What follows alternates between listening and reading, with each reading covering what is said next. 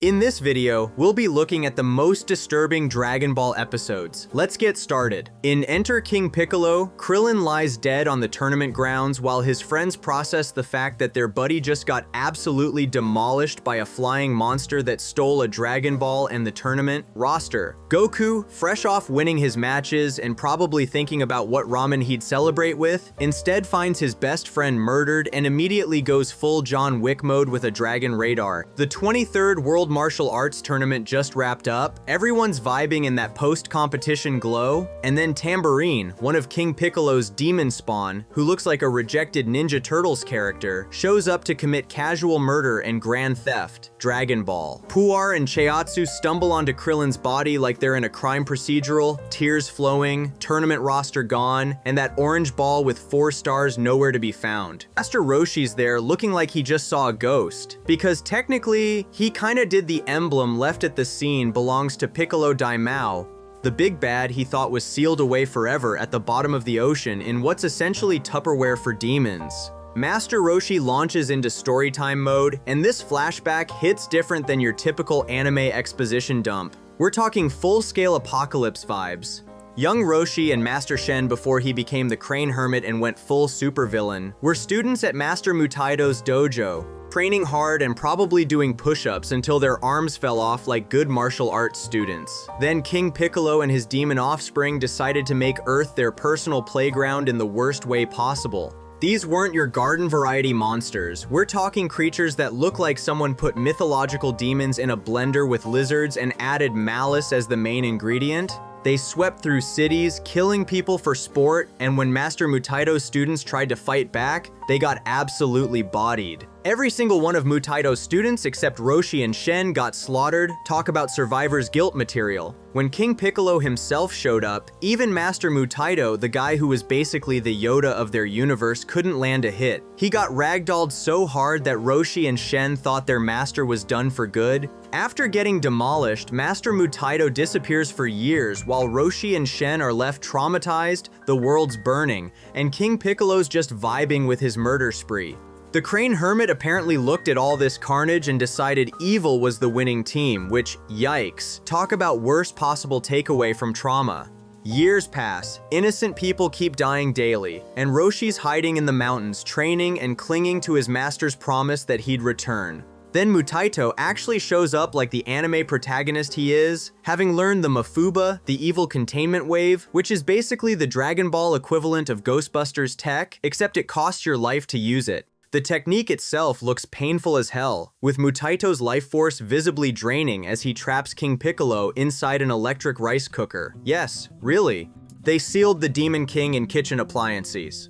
Mutaito collapses dead immediately after sealing Piccolo away, trading his life to save the world in the most tragic, heroic sacrifice the series had shown up to this point. Roshi then drops the rice cooker to the bottom of the ocean, probably crying the whole way down. Cut back to present day, and the gang realizes King Piccolo somehow got freed. Turns out Emperor Pilaf and his crew, those Team Rocket knockoffs who couldn't conquer a lemonade stand, accidentally fished up the electric rice cooker, opened it like curious idiots, and released ancient evil onto the world because they wanted minions for their world domination schemes. King Piccolo's now chilling on Pilaf's floating base looking old and crusty, learning about Dragon Balls and immediately zeroing in on the fact that he can wish for eternal youth. The Daimao literally says he wants to rule the world for all eternity with a young body, which is nightmare fuel when you remember what he did last time with an expiration date. Pilaf nervously asks if he can have half the world once Piccolo takes over. Buddy, read the room. And Piccolo basically gives him the villain equivalent of "we'll see," while probably planning to murder him later.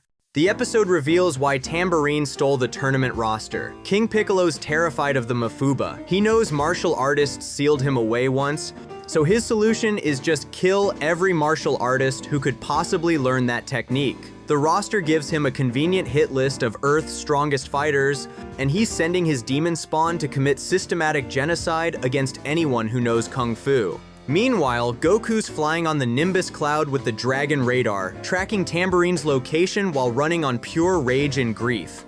Back at Kame House, everyone's processing layers of horror. Yamcha's shook, Bulma's crying, and even Launch, in her violent blue-haired form, has a tear running down her face, proving that deep down she cares about the group even when she's in trigger-happy mode. Tien learns that his master became evil, specifically because King Piccolo broke his spirit back in the day, which adds a whole psychological layer to his character arc.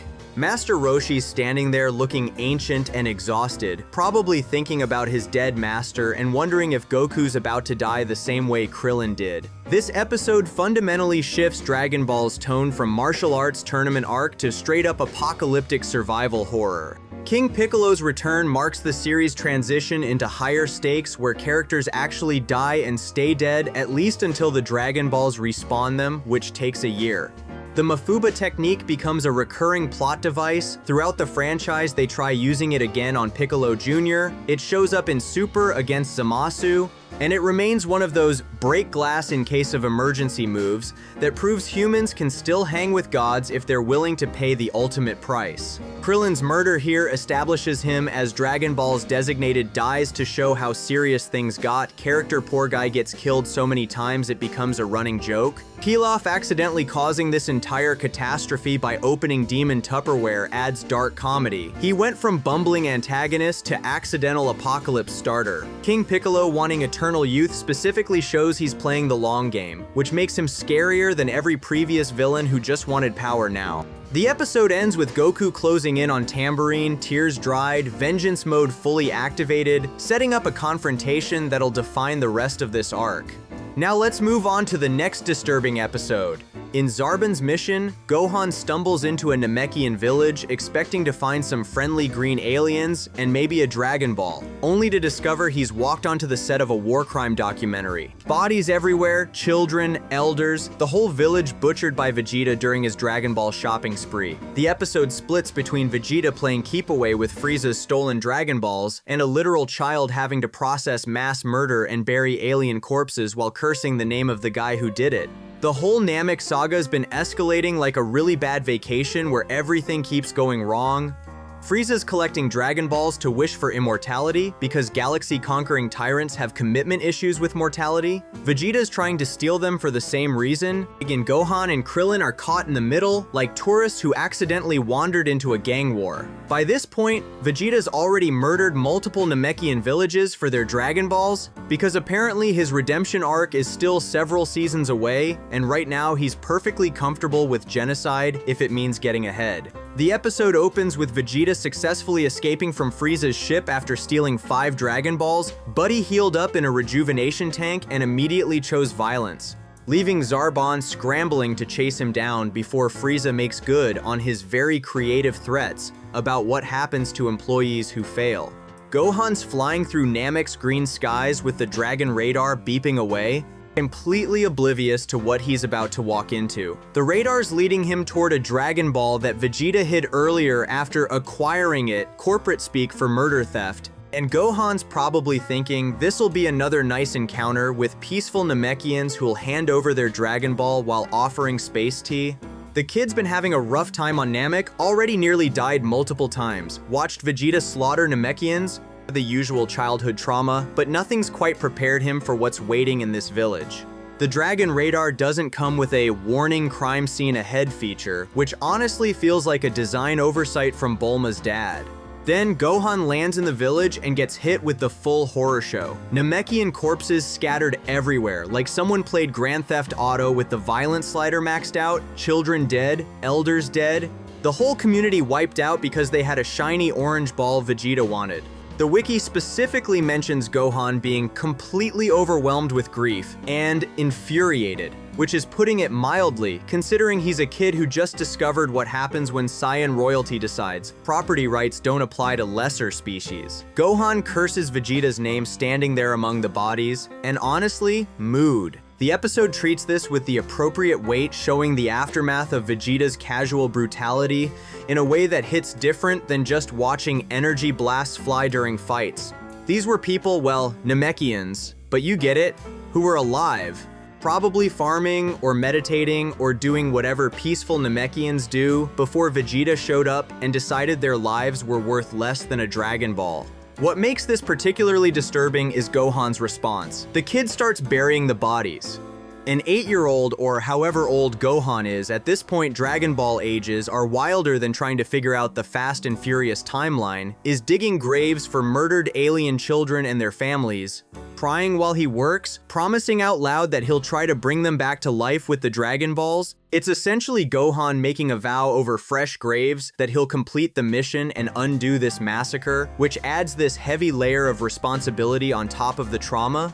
The episode doesn't shy away from showing Gohan's emotional devastation, and it's genuinely dark watching a child process the reality that someone he knows personally is capable of this level of evil. Vegeta's been positioned as a complicated antagonist throughout the Namek saga. Sometimes he's almost an ally against Frieza's forces, other times he's murdering entire villages. And this scene makes it crystal clear that current timeline Vegeta is a straight-up villain who views other beings as obstacles or resources. Meanwhile, the episode cuts between Gohan's horror show and Vegeta being absolutely giddy about his Dragon Ball heist. He's swimming underwater to avoid detection, collecting the Dragon Balls he yeeted out of Frieza's ship, talking to himself about how the whole universe will tremble before him once he gets immortality. The tonal whiplash between child-burying massacre victims and Vegeta having his best day ever really hammers home how disconnected Vegeta is from the consequences of his actions. Those Namekians Gohan's crying over, Vegeta probably forgot about them 5 minutes after killing them. They were just inconvenient NPCs in his quest for power-up wishes. Zarbon's chasing Vegeta through Namek's skies looking absolutely livid. Homeboy's got 1 hour to find Vegeta, or Frieza's gonna redecorate the ship with his internal organs, while Krillin's flying around with another Dragon Ball, completely unaware he's being followed. Bulma's chilling by some rocks reading a book, because apparently she decided Namek was vacation time, and the whole thing culminates in Vegeta, Krillin, and Bulma having an awkward standoff before Zarbon shows up doing his best shampoo commercial landing. The wiki says he elegantly rotates in the air before gracefully landing, and flicking his long hair backwards, which is absolutely sending me. Bulma immediately gets hard eyes thinking Pretty Boy Zarbon's there to rescue them, completely missing that he's murdered more people than a Call of Duty lobby. Krillin knows better and basically tells her she's about to be disappointed. The episode establishes a pattern Dragon Ball Z uses constantly from here forward, showing the human, or in this case, half Saiyan child, cost of these cosmic power struggles. Frieza wants immortality to rule forever, Vegeta wants it to overthrow Frieza, and caught in between are entire civilizations getting erased because they had something these guys wanted. Gohan burying those Namekian bodies becomes a turning point for his character. This is where he really internalizes that power. Without responsibility leads to atrocities, which shapes his entire philosophy going forward about when and why to fight. The scene also foreshadows the eventual Namekian Dragon Ball wish that brings everyone back, giving weight to Gohan's promise over those graves. The Namek saga uses this episode to transition from adventure to collect magic balls into survivors trying to stop genocidal tyrants, and Gohan's discovery of the massacre is the moment that shift becomes undeniable. Alright, time to move on to the next disturbing episode.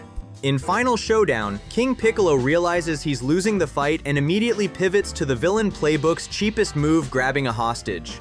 Tien's exhausted and broken on the ground, and Piccolo snatches him up like a human shield, threatening to murder him if Goku even twitches. What follows is basically medieval torture disguised as a kid's anime, with King Piccolo systematically crippling Goku's limbs one by one, while Goku has to stand there and take it, all to keep Tien alive. The King Piccolo saga has been building to this confrontation since Krillin got murdered back in episode 102.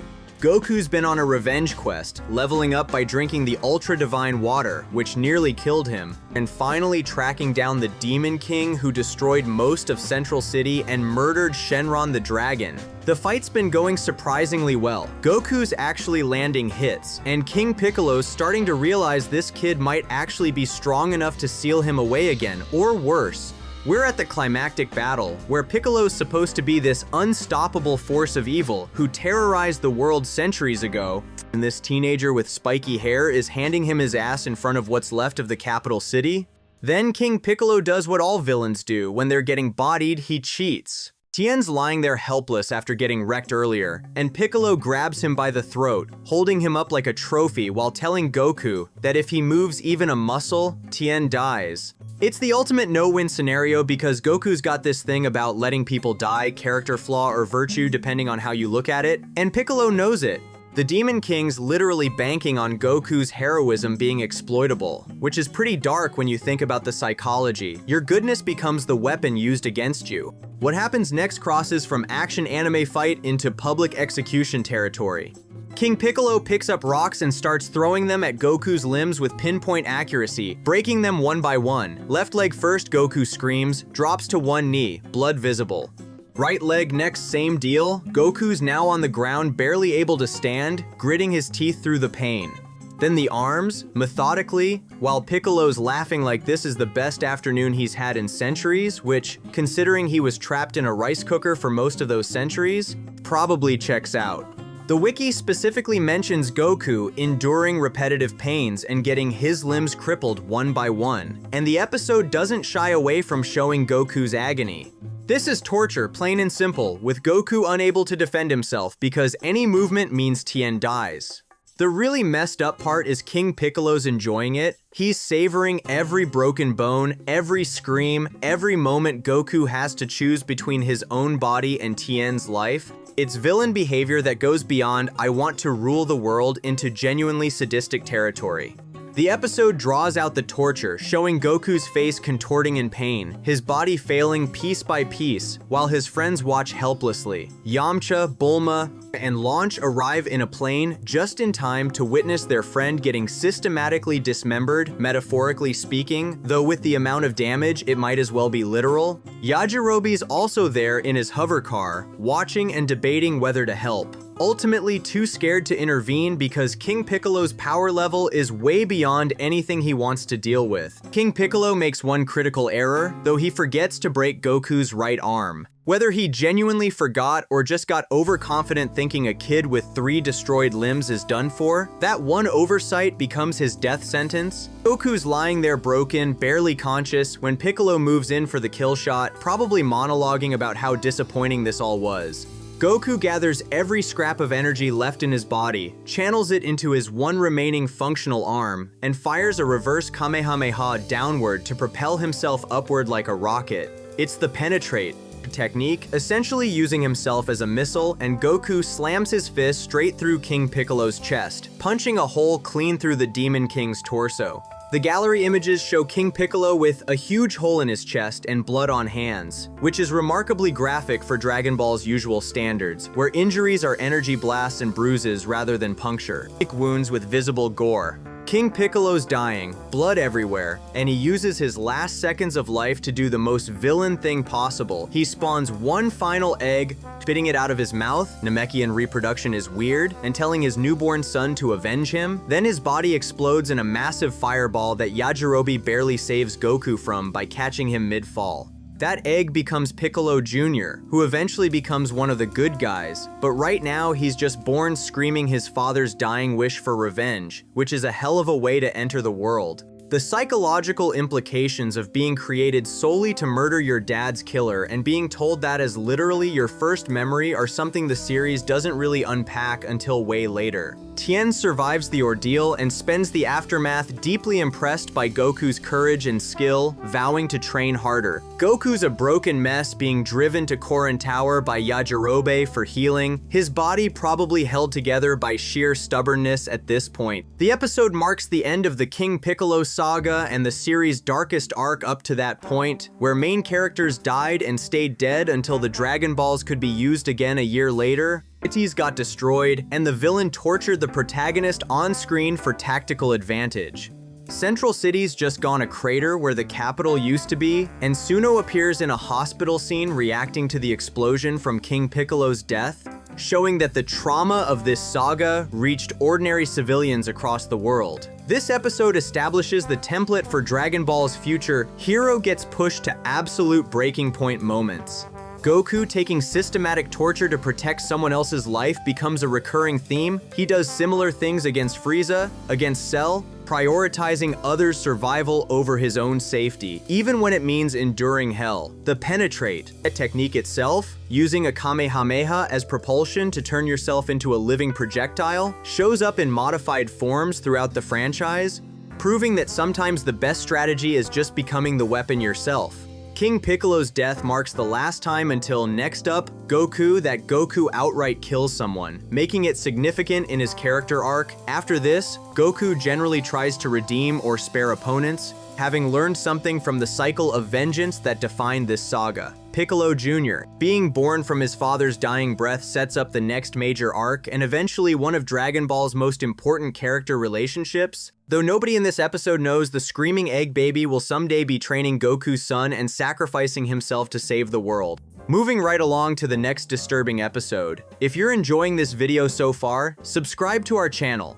In Borrowed Powers, Piccolo arrives in Ginger Town expecting to find androids 17 and 18 causing trouble, only to discover he's stepped into a horror movie where an entire town's population got slurped up by a bioengineered nightmare named Cell. The richest man in Ginger Town, complete with fancy suit and briefcase full of cash, gets absorbed on screen right in front of Piccolo, reduced to nothing but empty designer clothes and worthless money scattered on the pavement. Cell's basically treating humans like Capri Suns, draining them completely with his gross tail stinger thing, and leaving their outfits behind like the world's most depressing laundry pile. The Android saga's been building tension with androids 17 and 18 running around breaking stuff and generally being unkillable threats, but the Z Fighters had no idea there was a third android situation brewing. Future Trunks came back to warn everyone about 17 and 18, succeeded in his mission to prevent Goku from dying of heart disease, and probably thought his timeline-fixing job was done.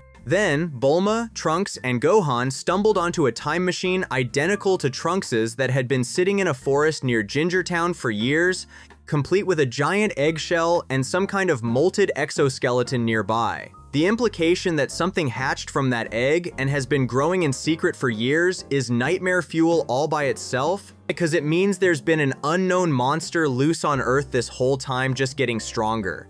The episode opens with news reports flooding in about Ginger Town's population mysteriously vanishing. At first, everyone assumes it's 17 and 18 doing their thing, but Bulma connects the dots between the abandoned time machine and the disappearances. The news footage shows empty streets, abandoned cars, piles of clothing everywhere like some Rapture-style event happened, and absolutely zero bodies or blood or any normal evidence of what you'd expect from a massacre. It's eerie in that uncanny valley way where something clearly terrible happened, but the crime scene looks wrong because there are no victims, just their stuff. CQTV news agencies from West City roll up to Ginger Town to cover the story, because apparently nobody learned from every horror movie ever that going to investigate the creepy abandoned town is how you die. And they promptly get absorbed too. Their cameras and equipment just left running, broadcasting static or empty streets, while Cell casually adds more humans to his collection. Piccolo shows up in Ginger Town trying to track down the androids, walking through streets that look like everyone vanished mid-activity. Cars abandoned with engines still running, storefronts open with cash registers untouched, coffee cups still steaming on cafe tables. The only living person left is the richest man in Ginger Town. The wiki describes him as having clothes, blue, big mustache, big hair, and drinking juice. Basically, your stereotypical wealthy guy who probably owns half the real estate in town. He's terrified, running for his life, clutching his briefcase like his money's gonna protect him from whatever cleared out his entire city. Cell appears, and this is where the episode crosses from creepy atmosphere into body horror territory. Cell's imperfect form looks like someone made a xenomorph in their garage using leftover insect parts and nightmare logic. He's got Frieza's cells, the Saiyan cells, Piccolo's cells all spliced together into this green bug person with a tail that ends in a stinger. The absorption process itself is genuinely disturbing. Cell's tail opens up and basically functions like a biological vacuum, straw combo, sucking the entire person up through the stinger in a way that's way too reminiscent of those parasitic wasps that inject eggs into hosts. The richest man in Ginger Town screams as Cell's tail latches onto him, and you watch this wealthy dude who probably never had a bad day in his pampered life get completely drained and absorbed in seconds. His body disappears into Cell's tail, and all that's left is his expensive suit, his briefcase that pops open spilling cash everywhere, and his now empty shoes. The money's fluttering around in the wind, completely worthless because its owner doesn't exist anymore. It's a pretty on-the-nose metaphor about how money can't save you from everything, delivered via bio-horror. Piccolo's standing there, processing what he just witnessed. This unknown android just consumed a person right in front of him. Cell's power level spikes slightly from the absorption. Turns out humans are basically protein shakes for bio-androids. And he starts monologuing about his perfect form and his mission to absorb androids, 17 and 18. The casual way Cell discusses needing to absorb more humans to get strong enough for the androids reveals that Gingertown's entire population wasn't an accident or rage-fueled massacre, it was strategic. Feeding. Cell came to Gingertown specifically to bulk up by absorbing thousands of people, treating an entire suburb like a buffet where every person is just nutrients to make him stronger. The fight between Piccolo and Cell proceeds to trash what's left of Gingertown, with buildings getting demolished and energy blasts cratering streets that were already ghost town creepy. Piccolo's actually winning because he fused with Kami and became the Super Namekian power scaling in Dragon Ball is bonkers. But Cell pulls a solar flare, the technique that's basically pocket sand elevated to ki attack, and escapes while Piccolo's blinded. Cell flies off to continue his human absorption spree in other cities, leaving Piccolo standing in the ruins of Gingertown surrounded by thousands of sets of empty clothes, each one representing someone who woke up that morning with plans and families and lives before getting turned into Cell food. The horror of Gingertown lingers throughout the Cell saga. Every time Cell absorbs someone, the audience knows exactly what's happening to them based on what we saw here. When Cell attacks other cities, we see the same aftermath: clothing piles, abandoned belongings, entire populations erased.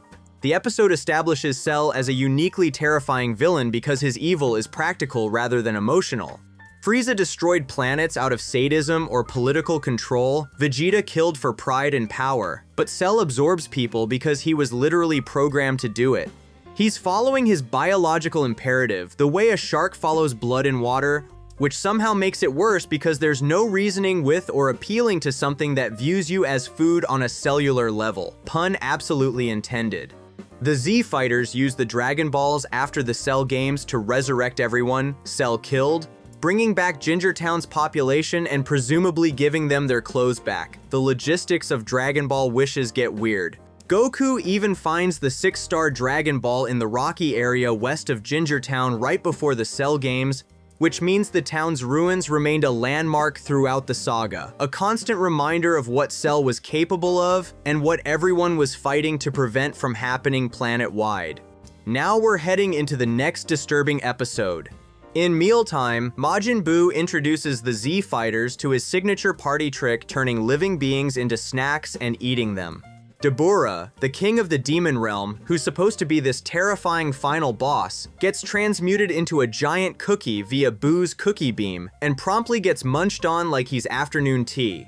The episode's title isn't metaphorical. Buu literally treats sentient beings as menu options, casually debating whether to turn Supreme Kai into chocolate or jelly before deciding on his meal prep, like he's scrolling through DoorDash, except the food is people. The Majin Buu saga's been escalating toward this confrontation since Babidi resurrected Buu from his sealed ball. Gohan's seemingly dead after Buu's attack. Spoiler. He's not, but nobody knows that yet. Supreme Kai's injured and helpless on the battlefield, and Vegeta's knocked Goku unconscious so he can have his redemption moment. Dabura's been positioned as Babidi's strongest warrior, the Demon King himself, capable of turning people to stone with his spit, and he's going all out trying to destroy Buu before the pink blob becomes unstoppable. The whole setup makes you think this will be an epic battle between two demon-tier entities, except Buu treats the entire fight like a toddler playing with his food. Dabura unleashes everything in his arsenal. He's punching, kicking, firing energy blasts and volleys that should vaporize mountains, trying desperately to damage Buu in any meaningful way.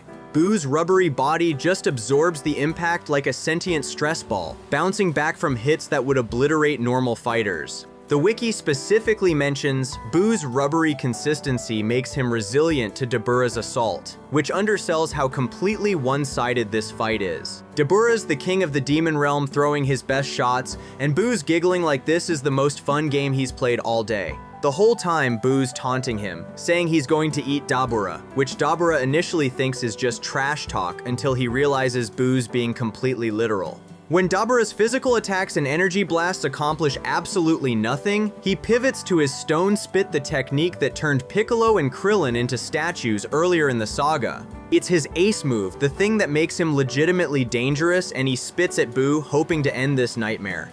Boo dodges effortlessly, and that's when things cross from losing fight into existential horror territory. Boo fires his Cookie Beam, this pink energy attack that hits Dabura and transmutes him on a molecular level into a cookie. Not kills him and makes a cookie appear, actually transforms the Demon King's entire body into baked goods. The wiki describes it as turning him into a huge cookie, and the gallery shows Boo holding the Dabura cookie in his mouth, which is viscerally disturbing when you remember that Cookie used to be a person with thoughts and presumably still has enough consciousness to process what's happening. Majin Buu proceeds to eat Dabura, just casually munches down on the cookie while making satisfied eating noises, and the Demon King is gone, completely consumed. The episode treats this with the appropriate horror. Trunks and Goten are watching from a cliff, looking shocked. Piccolo's disturbed by Boo's energy, and everyone's processing that they just witnessed transmutation-based murder cannibalism disguised as cartoon antics. What makes this particularly nightmarish is the implication hanging over the scene. If Boo can do this to the Demon King, he can do it to literally anyone. Every person on Earth is potentially a snack option for this pink blob who treats existential horror as a fun meal gimmick. The episode doesn't stop there with the food-based body horror. After eating Dabura, Boo turns his attention to Supreme Kai, who's injured and can barely move. Babidi actually gives Boo permission to eat Supreme Kai Great Boss energy there, encouraging your weapon of mass destruction to consume literal gods. And Boo starts contemplating out loud what to turn Supreme Kai into, chocolate or jelly. He asks, treating the decision like he's at an ice cream parlor considering flavors, completely unbothered by the fact that he's discussing turning a divine being into dessert. The casual tone makes it worse than if he was being sadistic about it. There's no malice, just this childlike enthusiasm for the mechanics of turning people into food. Boo's not evil in the traditional sense. He's operating on pure id with reality warping powers and no moral framework, which somehow makes him more terrifying than villains who are intentionally cruel. Majin Vegeta interrupts before Boo can experiment with Supreme Kai flavors by destroying Babidi's spaceship in a massive explosion. He emerges from the smoke and confronts Boo, believing that Gohan's dead and feeling genuine remorse for what he's done. The wiki mentions Vegeta, sensing that Gohan has been killed, those quotes doing a lot of work, and Vegeta's having his character development moment where he realizes he's been fighting on the wrong side. He accuses Boo of killing Gohan, which shocks Piccolo and the kids watching, and vows to save the planet even if he dies doing it. The episode shows Boo getting angry when Vegeta calls him ugly, body image issues apparently transcend species, and Babidi orders him to kill Vegeta for being disobedient. Vegeta powers up to Super Saiyan 2 inches, this prolonged sequence that's meant to showcase how much strength he's gathered, and he launches into Boo with brutal attacks, knees to the face, devastating kicks, the full Saiyan combat package. The episode ends with Vegeta charging at Boo again, lighting up their battle, while Babidi's worried his pink weapon might not be able to handle Vegeta's power. The Dabura cookie incident becomes the defining example of why Majin Buu's such a unique threat. Previous villains destroyed people with energy blasts or physical violence, which is straightforward battle logic. Boo transmutes people into food and eats them, which operates on nightmare logic where your existence can be casually converted into a consumable product for someone else's snack time. The Cookie Beam establishes that Boo's power set includes reality warping at a level that makes traditional fighting almost meaningless. What's the point of being strong if you can get turned into chocolate mid-punch? When Dabura dies, gets eaten, his Stone Spit spell breaks, which means Piccolo and Krillin turn back to normal. Piccolo immediately regenerates from being in pieces because Namekian biology is wild, and everyone's processing that they're facing something that doesn't follow normal rules. The episode's title, Mealtime, hits different once you realize it's not euphemistic. This is literally Boo's feeding time, where sentient beings become menu options based on his whims. The fact that he debates chocolate versus jelly for Supreme Kai, while Dabura cookie is still being digested, really drives home that Boo views intelligent life as flavor variants rather than people. Later in the saga, this becomes pattern behavior. Boo turns people into various foods constantly, establishing that this wasn't a one-time technique, but his preferred method of dealing with opponents and satisfying his appetite simultaneously. The body horror of knowing you could be conscious while existing as a cookie, unable to move or scream or do anything except experience being food, adds psychological terror to the physical threat. The episode plants that seed of existential dread that pays off throughout the Boo saga whenever he aims that pink beam at someone and they realize they're about to become confectionery. Let's keep it going with the next disturbing episode, and subscribe to our channel if you enjoy our content. In Terror on Arlia, Vegeta and Nappa take a detour to planet Arlia to stretch their legs, proceed to massacre the local tyrant's forces, accidentally become heroes to the oppressed alien population, and then right as two separated lovers finally reunite after years of imprisonment, Vegeta casually obliterates the entire planet because he finds it annoying. It's genocide as an afterthought, planetary destruction as a punchline, and the episode's most disturbing aspect is how little the Saiyans care about any of it. The Vegeta saga's been establishing that Saiyans are coming to Earth as a threat, with Raditz having already shown up and died, but the audience hasn't really seen Vegeta and Nappa in action yet. This filler episode, completely anime original, not in the manga, exists to showcase exactly what kind of monsters are heading toward our heroes. Meanwhile, on Earth, Gohan's doing survival training with Piccolo, gradually getting stronger by fighting dinosaurs and learning ki manipulation.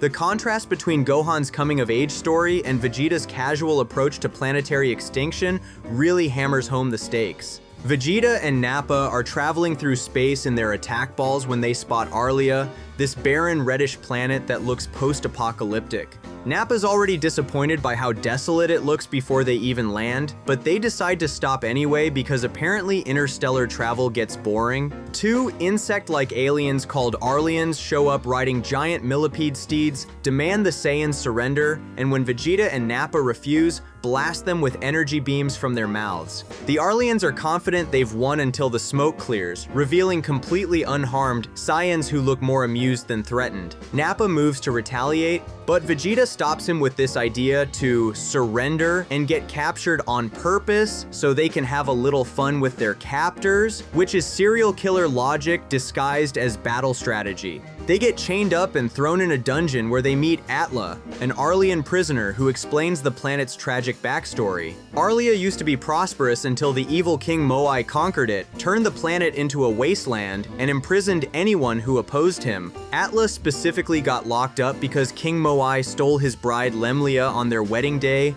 keeping her as his queen while Atla rotted in the dungeon. Both Atla and Lemlia kept their gold wedding bracelets as symbols of their love, which is genuinely touching relationship development that the episode sets up specifically to make the ending more horrific. King Moai's running gladiator fights for entertainment, forcing his guards to duel to the death in an arena while Lemlia watches from the queen's throne. She politely refuses to participate in his sadism and tells him her love for Atla will never change, which earns her a reminder that she's his queen now and should forget her past.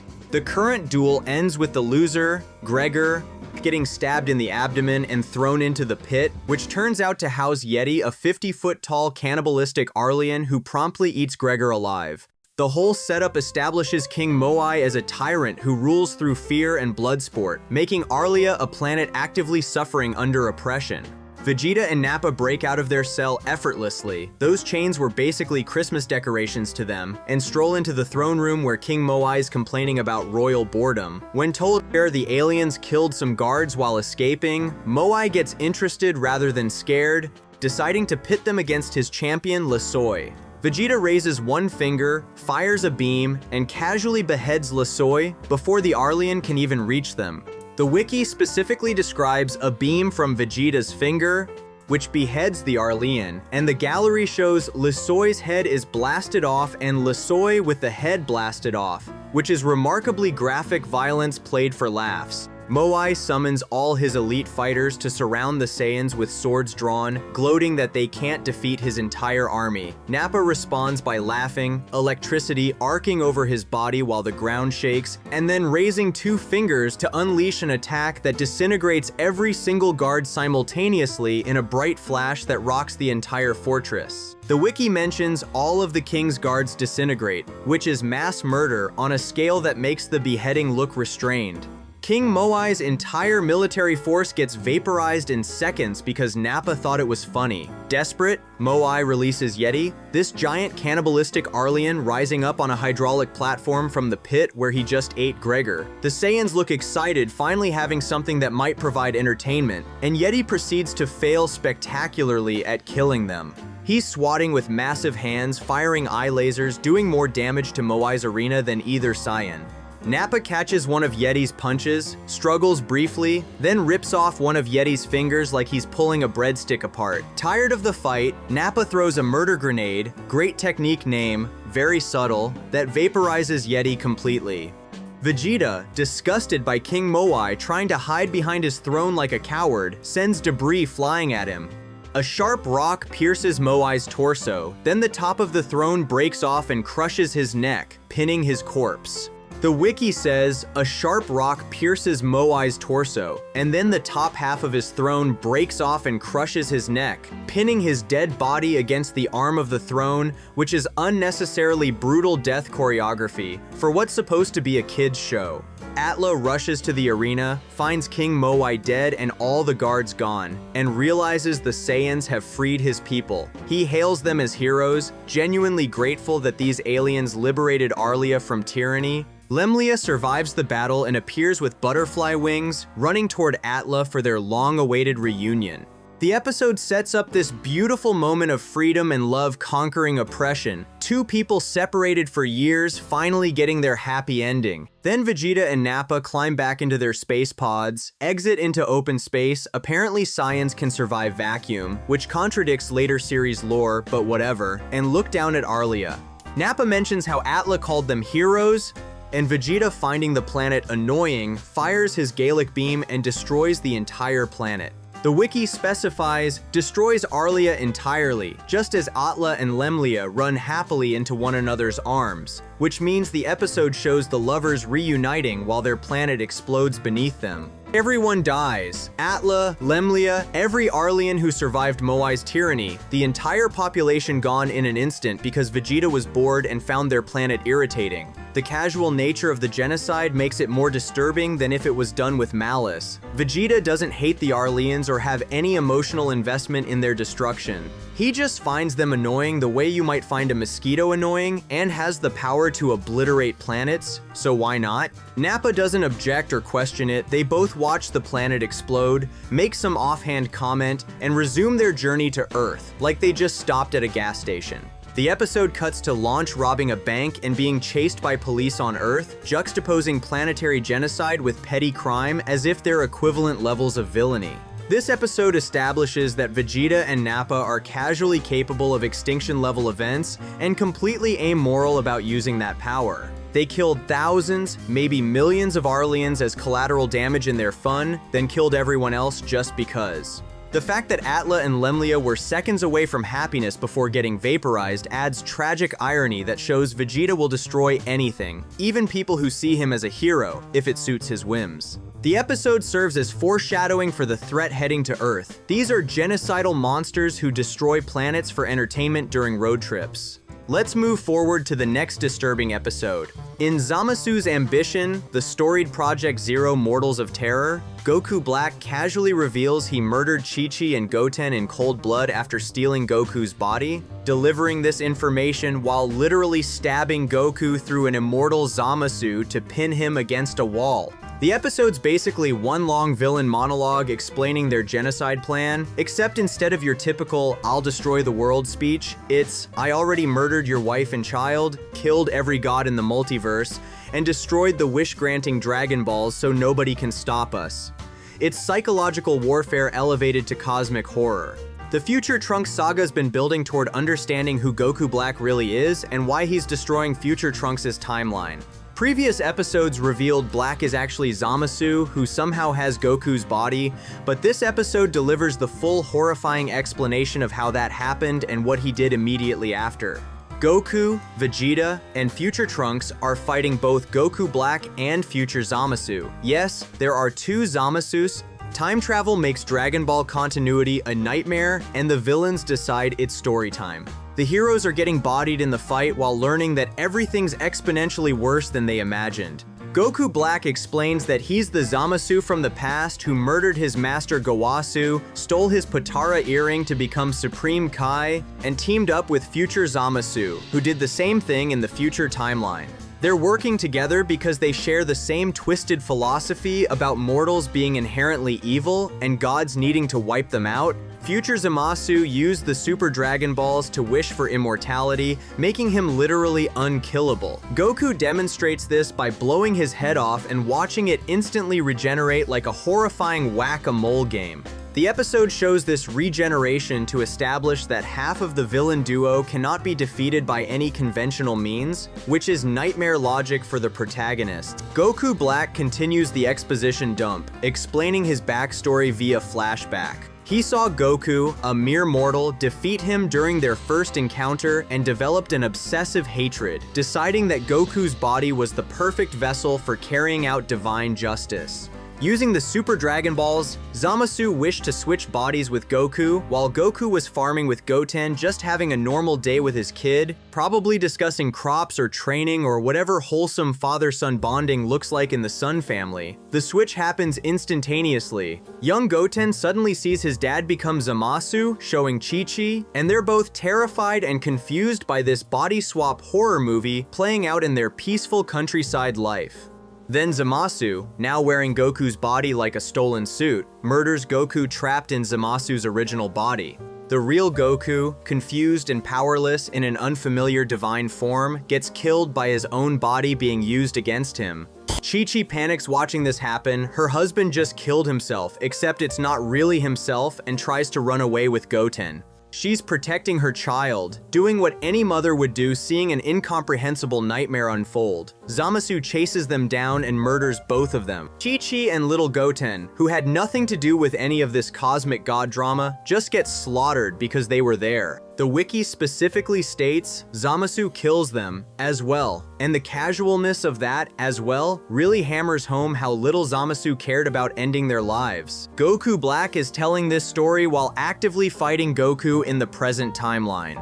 He stabs Goku through future Zamasu, who's immortal so he doesn't care about being used as a meat shield with his energy blade, pinning Goku to a wall while explaining in detail how he murdered Goku's wife and child. It's psychological torture layered on top of physical violence, making Goku listen to exactly how his family died while unable to defend himself. The quote at the episode's start captures Goku's realization: "You took my body, you took my life, then you even killed Chi-Chi and Goten. You're gonna regret telling me that, Zamasu, cause now I'm mad. I'm really mad." Goku's rage-powered response is the most emotional we've seen him in Super up to this point. He breaks Goku Black's energy blade through pure anger, powers up to levels that surprise even Black, and temporarily puts both villains on the defensive.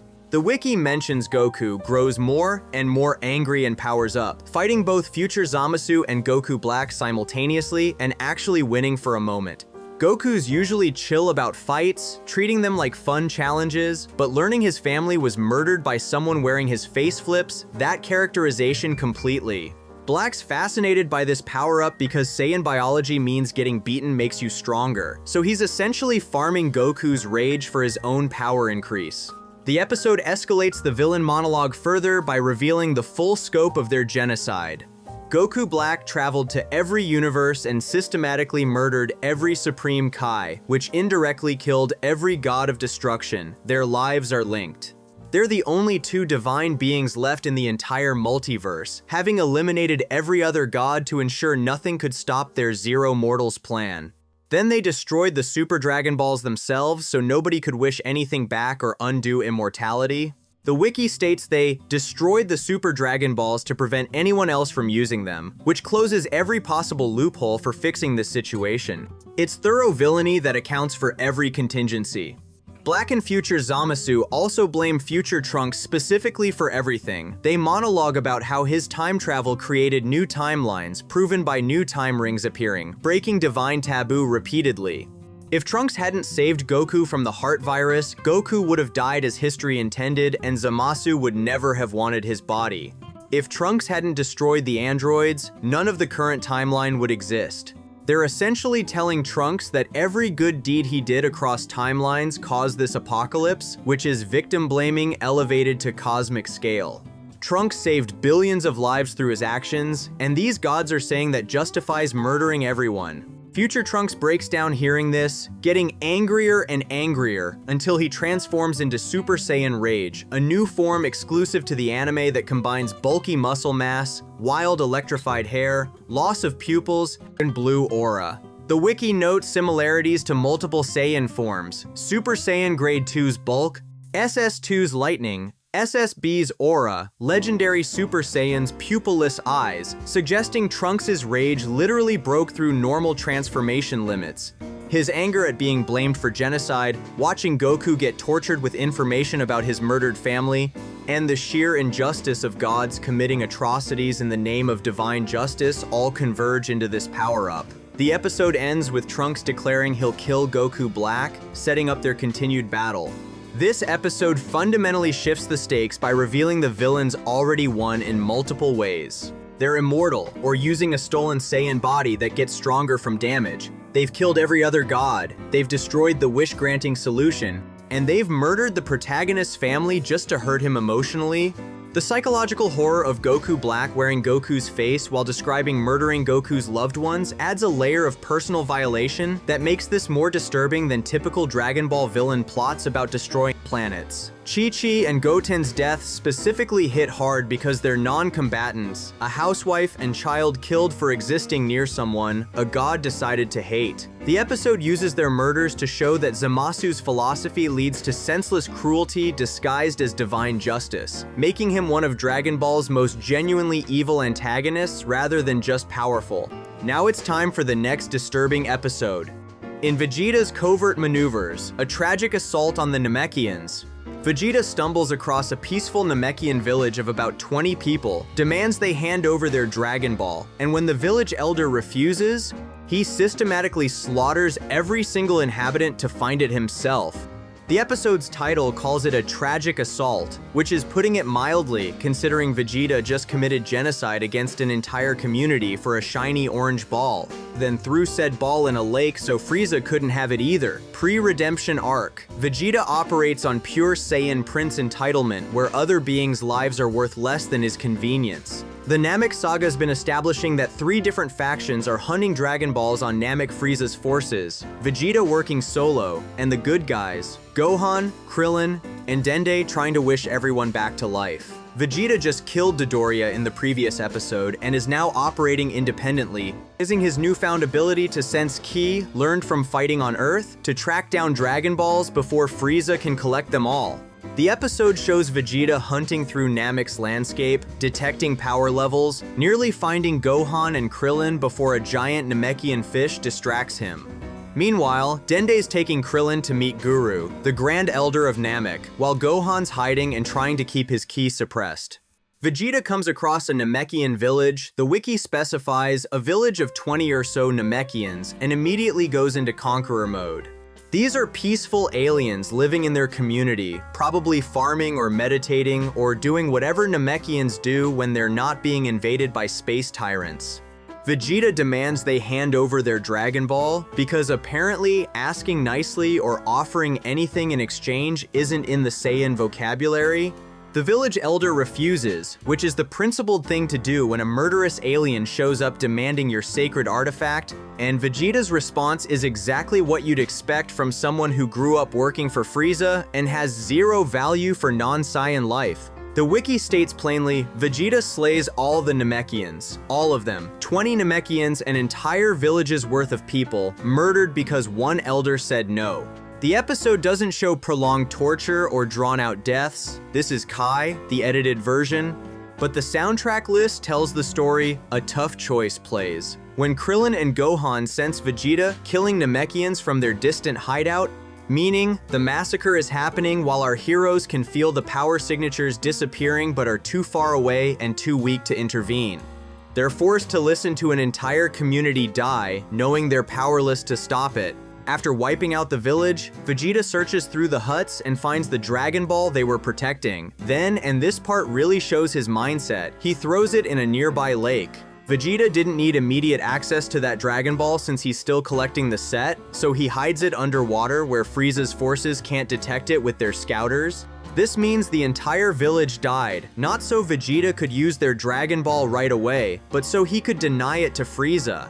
20 lives ended as a strategic chess move in a game between two tyrants, with the Namekians as collateral damage who never got a say in whether they wanted to participate. The tragic scene track plays when Vegeta finds the Dragon Ball, which is appropriately titled considering what just happened to acquire it. The episode establishes a pattern that continues throughout the Namek saga, Vegeta's hunting Dragon Balls, by systematically murdering every village that has one, leaving trails of corpses across the planet. This isn't the first village he's destroyed. He killed other Namekian communities in previous episodes, and the audience knows it won't be the last. Each Dragon Ball costs roughly 20 lives, and Vegeta needs 7 of them, so the body count is climbing rapidly while Frieza's forces are doing the same thing from the other direction. Krillin and Gohan sense the massacre happening from their hideout and are horrified. They're too weak to fight Vegeta. He'd destroy them easily, too far away to intervene, and stuck with the knowledge that peaceful aliens are dying while they hide. Dende begs them to help his people, which adds guilt on top of the trauma. This child is watching his species get exterminated by multiple factions, and the heroes he's traveling with can't save anyone. The wiki mentions an unknown menace playing when Dende begs the gang to help, capturing his desperation and their helplessness. Back with Frieza, he's unconcerned that Dodoria hasn't returned, spoiler, he's dead, and starts suspecting Vegeta will come for his Dragon Balls. The episode sets up the escalating conflict where both Vegeta and Frieza are racing to collect all 7 Dragon Balls, with Namekian villages as the resource being harvested. Neither villain cares about the deaths required. Frieza's forces have been doing this the whole time, and Vegeta's perfectly comfortable matching that body count if it means getting his wish for immortality. This episode serves as a reminder that current timeline Vegeta is straight up evil. He's a mass murderer working for himself instead of Frieza, which doesn't make him better, just independently malicious. The Namekians he killed had names, families, communities, lives that mattered to them, and to Namek's survival as a species. The wiki mentions this village had an elder, suggesting a social structure and culture that got erased in minutes because Vegeta wanted a Dragon Ball and didn't feel like negotiating or showing mercy. The massacre impacts the broader story by reducing Namek's already dwindling population. Frieza's forces have been killing them too, and establishing Vegeta as someone who needs serious redemption arcing before all becoming a good guy. When Gohan later discovers another village, Vegeta destroyed the one with bodies everywhere that traumatizes him in episode 56. It's this same pattern playing out. Vegeta kills everyone, takes the Dragon Ball, moves on without second thoughts. The Namekian genocide becomes the backdrop for the entire saga, with villages disappearing one by one while the heroes scramble to stop both Vegeta and Frieza. The episode's title, calling this a tragic assault, frames it from the victim's perspective rather than Vegeta's, acknowledging that these were real beings with lives and communities, not just obstacles to a Dragon Ball. The tragedy is compounded by the futility these Namekians died to protect a Dragon Ball that Vegeta immediately hid underwater anyway, meaning their sacrifice accomplished nothing except denying Frieza access. Their deaths served no noble purpose, protected no one, and happened simply because they were in Vegeta's way during his power grab quest for immortality. Here comes the next disturbing episode. Before we continue the video, make sure you're subscribed to our channel. In Namek's defense, Frieza rounds up a Namekian village, forces elders and 2 children, Dende and Cargo, out into the open at gunpoint, and proceeds to execute village elders one by one in front of the kids to pressure them into giving up their Dragon Ball. Zarbon elegantly kicks one elder in the neck, killing him instantly, then casually murders another with a massive energy blast, all while children watch their caretakers die. Frieza threatens to kill Dende and Cargo next if the remaining elder doesn't cooperate, treating child murder as a negotiation tactic.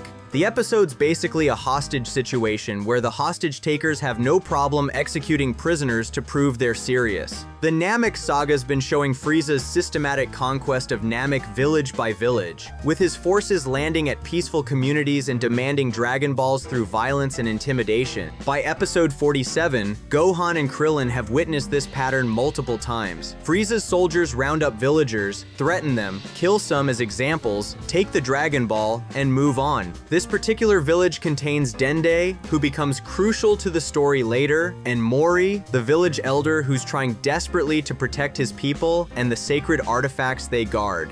The episode shows the mechanics of tyranny in action: superior force, public executions, calculated cruelty designed to break resistance. Frieza's soldiers drag 3 Namekian elders and 2 children out of a house while Gohan and Krillin watch helplessly from a cliff. One soldier hits Dende, which pisses Krillin off enough that he remarks on it, but both heroes know they're hopelessly outmatched. Frieza's power level is astronomical compared to theirs, and rushing in would just add 2 more bodies to the count. The wiki mentions Krillin dislikes one of the men hitting the older child, Dende, which is understated phrasing for watching child abuse happen while unable to intervene. The soldiers are dressed in Saiyan armor, the Planet Trade Organization's standard uniform, prompting Krillin to connect dots about how this is the same organization Vegeta and Nappa worked for planet conquerors who view weaker species as resources to exploit. Frieza introduces himself with false politeness, explaining that their scouters detected more power levels than the 5 Namekians currently captured, and demanding to know where the others are. When they refuse, he charges a key ball on his fingertip as threat, then sarcastically realizes he forgot his manners and should add please to the death threat. It's psychological warfare mixed with sadism. Frieza enjoys the performance of being polite while threatening murder, making the cruelty more personal than if he just killed them outright. Mori speaks in the Namekian language to buy time, but Frieza calls that out immediately and gets to his real demand: hand over the Dragon Ball.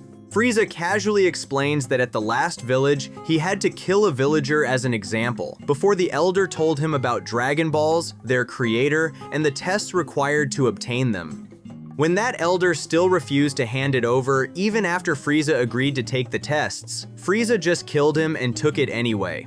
This backstory establishes that Frieza's interrogation method is consistent: demand, threaten, execute someone to prove seriousness, demand again, kill everyone and take what you want regardless of compliance. Cooperation doesn't save Namekian lives, it just determines how many die before Frieza gets what he came for. One of the other elders declares no Namekian would give a Dragon Ball to someone like Frieza, which is brave but tactically foolish when you're standing in front of a tyrant who just admitted to murdering entire villages. Frieza laments that they underestimate his powers of persuasion, Galaxy's worst euphemism for murder-based coercion, and orders Zarbon to kill one as an example.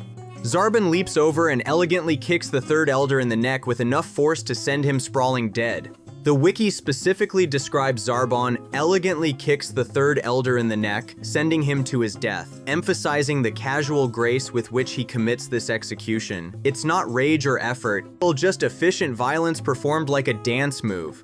The second elder, enraged by watching his fellow die, moves to attack Zarbon despite Mori trying to stop him.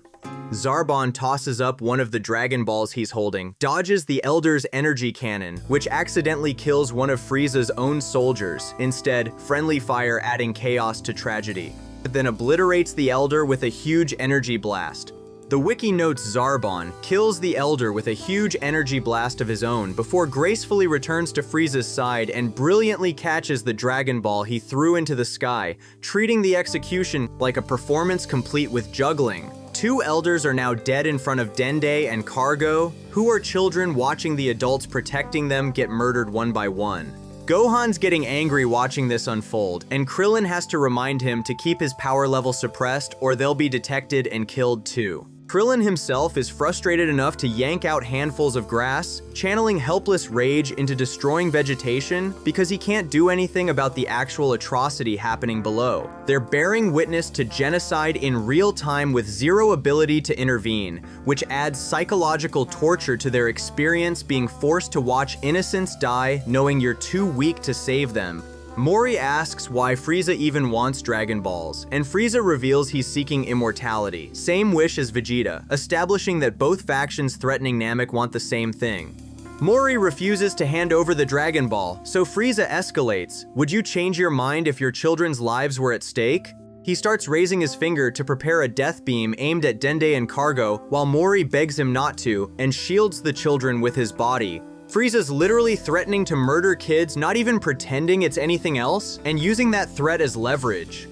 The wiki mentions Frieza begins lifting a finger, his soldiers moving to get out of the way, showing everyone present understands what's about to happen, and the soldiers don't want to be near the blast radius when Frieza murders children. 3 young warrior-type Namekians arrive from the fields, interrupting before Frieza can execute the kids. These warriors have been working and didn't know the village was under attack until now. Frieza's soldiers scan them with scouters showing power levels of only 1,000, leading to mocking laughter. These guys seem weak and pathetic by Frieza Force standards. What Frieza's men don't realize, but Krillin and Gohan immediately understand from their experience with Vegeta and Nappa, is that Namekians can suppress and raise their power levels, and scouters can't detect that hidden strength.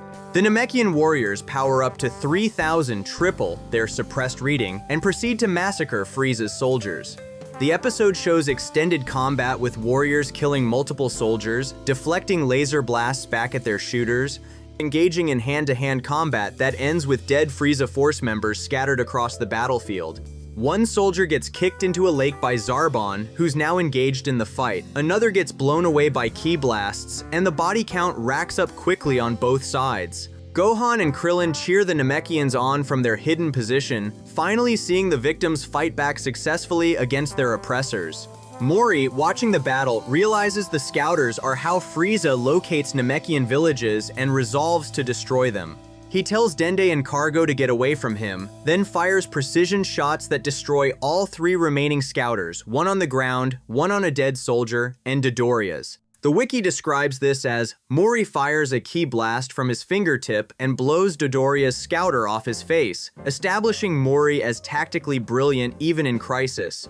Without scouters, Frieza's forces can't locate any more Dragon Ball-bearing villages, which could save countless Namekian lives if the plan works. Dodoria becomes enraged enough that the episode shows a close-up of his sharp nail piercing his own finger, blood dripping, to illustrate his fury. He screams that he'll butcher the Namekians and show no mercy and flies at Mori. The episode ends mid-conflict with Dodoria charging the Elder while the caped Namekian warrior yells for Mori to watch out, setting up next episode's continuation of this battle. The episode establishes Frieza's interrogation methodology as systematic terror, public executions, escalating threats, targeting the most vulnerable, children, and maintaining false civility throughout. 2 elders died specifically to pressure Mori into compliance, and when that failed, Frieza immediately moved to threatening child murder. The Namekian warriors' arrival prevented the complete massacre, but those 2 elders are still dead, killed in front of kids who'll carry that trauma forever, assuming they survive the saga. The disturbing core is watching calculated cruelty deployed as negotiation tactic, Frieza treating murder as communication, using bodies as punctuation in his demands for cooperation. Moving forward, we've got the next disturbing episode. In A Hero's Farewell, Cell realizes he's beaten and decides if he can't win. Nobody wins. He starts inflating himself into a living bomb that'll destroy the entire Earth. Goku has about 10 seconds to say goodbye to his son before teleporting Cell to King Kai's planet, where the explosion kills Goku, King Kai, Bubbles, Gregory, and Android 17. Then Cell regenerates from a single surviving cell in his nucleus, comes back stronger than before via Saiyan biology exploits, and immediately murders future Trunks by blasting a hole through his chest. The episode's title promises a hero's farewell, but delivers a father dying in front of his child, only for that sacrifice to be completely meaningless when the villain respawns like a video game boss. The Cell game saga's been building toward Gohan, unlocking his hidden power and defeating Cell, which he successfully did by forcing Cell to regurgitate Android 18 and revert to his semi-perfect form. The episode opens with Cell desperately trying to grab Android 18 to reabsorb her and regain his perfect power, but Gohan's beaten him too badly for that plan to work. Cell's body reverts to his incomplete bug-like form in this grotesque, painful transformation that shows his exoskeleton cracking and reshaping while he screams, "Mr." Satan's camera crew tries commentating despite their equipment being destroyed. Adding dark comedy to apocalyptic stakes, these normal humans are still trying to process what's happening while gods and monsters fight around them. Cell attacks Gohan in fury, but semi-perfect Cell is hopelessly outmatched against Super Saiyan 2 Gohan. Every punch gets blocked, every attempt at offense fails, and Cell realizes his chances of victory vanished with his perfect form. That's when he makes the decision that defines this episode's horror. If he's going to lose, everyone loses with him. Cell engorges himself with a massive buildup of ki, inflating like a balloon with energy that'll destroy the entire planet Earth. The technique is called Unforgivable, subtle naming there, and it's a self-destruct bomb powerful enough to obliterate everything on the planet's surface and probably crack the planet itself. Gohan realizes there's no way to stop it. Cell's already too far into the explosion process, and trying to attack him might detonate him early. The countdown's ticking, Cell's gleefully announcing he's taking everyone with him, and Gohan standing there frozen watching his father's planet about to die. The wiki describes it as Cell's last-ditch effort to defeat Gohan by destroying himself and the Earth, which captures the pettiness of mutually assured destruction. Cell would rather die than accept defeat, and dragging billions of innocent lives down with him is just bonus points. Goku steps in for his final act. He realizes he's the only one who can transport Cell off Earth fast enough using instant transmission, and doing so means going with him to wherever he teleports because there's no time to drop Cell off and come back. The episode shows Goku making this calculation in real time, accepting his death as the only solution, and then delivering his goodbyes. The quote at the episode's start captures his last words to Gohan. "Hey, you put up a good fight, Gohan. I'm proud of you. Take care of your mother for me. She needs you. Tell her that I had to do this, Gohan. Goodbye, my son." That's a father telling his 11-year-old child to be the man of the house now, to comfort his mother when she learns her husband's dead, to carry on without him. Goku's asking Gohan to handle adult responsibilities while Gohan's still processing that his dad's about to die, saving him. The Japanese version has Goku say his goodbyes in English, which adds this layer of finality, choosing a different language for his last words, like it makes them more significant. Goku places his hand on Cell's swollen form, locks onto King Kai's energy signature across the universe, and uses instant transmission to vanish. They appear on King Kai's tiny planet where King Kai, Bubbles, his pet monkey, and Gregory, his cricket assistant, are hanging out, having a normal day, until Goku appears with a living bomb.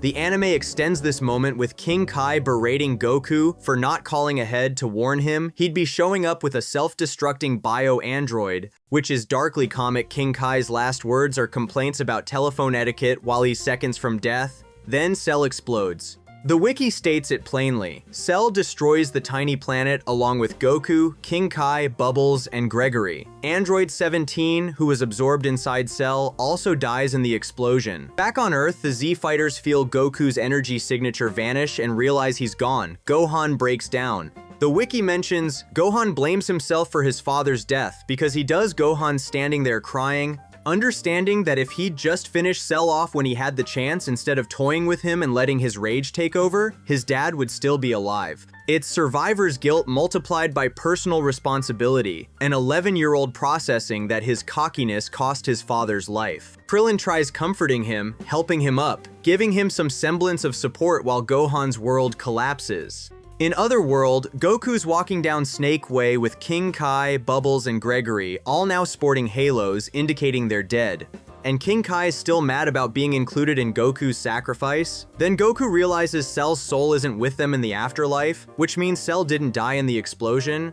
King Kai confirms Goku's growing horror. If Cell's not dead, then Goku's sacrifice was completely pointless. On Earth, Cell regenerates. The regeneration is body horror elevated to cosmic bullshit. Cell's nucleus, a single cell containing his core programming, survived the explosion despite his entire body being vaporized. Using that nucleus, Cell regenerates his complete form through techniques he inherited from Piccolo's cells. But here's where it gets worse. by self-destructing after getting beaten to near death. Cell-triggered Saiyan biology's Zenkai boosts the trait where Saiyans become stronger after recovering from near-fatal injuries. Cell comes back in his perfect form, stronger than ever, because apparently getting blown to a single cell counts as a near-death experience for the Zenkai boost to proc. The wiki confirms, by destroying himself, Cell receives Saiyan power and regenerated into his perfect form once again, which is horror game logic where killing the boss makes it stronger. Cell also somehow absorbed Goku's incinerated remains during the explosion, gaining instant transmission as a technique.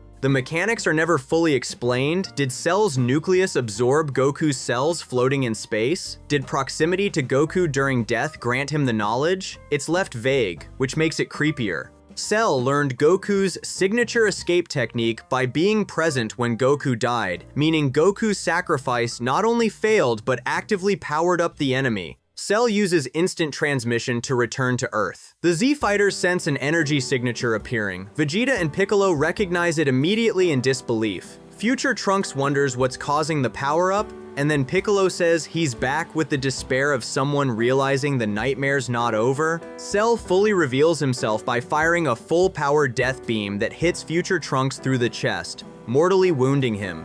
The wiki notes Cell ends up killing Future Trunks, though he survives temporarily to be healed later, and describes this as Cell either intentionally targeting Trunks or firing randomly. The versions differ on whether it was calculated murder or just Cell announcing his return by attacking whoever was in his line of fire. Future Trunks collapses with a smoking hole through his torso. Cell says it's good to be back, standing over Trunks' body while the Z-Fighters process that they're back to square one, except now Goku's dead and Cell's stronger. The episode ends on this moment of complete despair. The hero sacrificed himself for nothing, the villain respawned more powerful, and another character's dying as proof that Cell means business.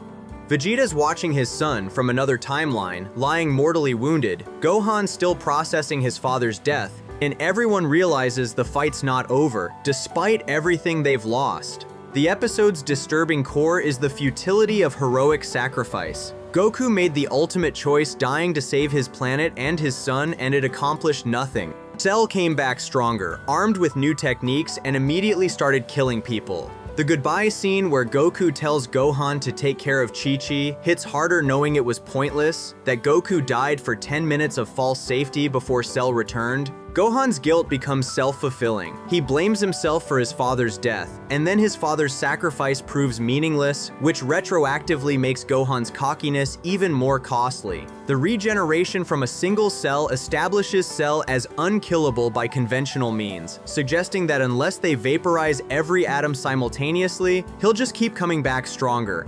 Now we dive into the next disturbing episode. In The Fallen, Krillin volunteers to grab Goku's stuff from the tournament arena while everyone's celebrating Tien's victory. It gets murdered off-screen by Tambourine, one of King Piccolo's demon spawn, and Goku finds his best friend's corpse lying on the ground with the announcer beaten unconscious nearby. The episode's title refers to Krillin's death, marking the first time a main character actually dies in Dragon Ball and shifting the series' tone from martial arts tournament fun to people you care about can be killed. It's the moment when Dragon Ball stops being purely a adventure comedy and starts having real stakes where friendship and training can't save everyone. The Tien Shinhan saga's been focused on the 22nd World Martial Arts Tournament, with Goku and Tien having this intense rivalry that culminates in their final match. The episode opens with the tournament's conclusion, Goku and Tien falling from miles above the arena after Goku headbutts Tien in the stomach using a reverse Kamehameha to propel himself. They're both plummeting toward the ground when Goku gets hit by a car mid-fall, causing him to touch the ground slightly before Tien lands. The World Tournament announcer declares Tien the winner by a split second, the crowd rushes over celebrating, and everyone's in good spirits.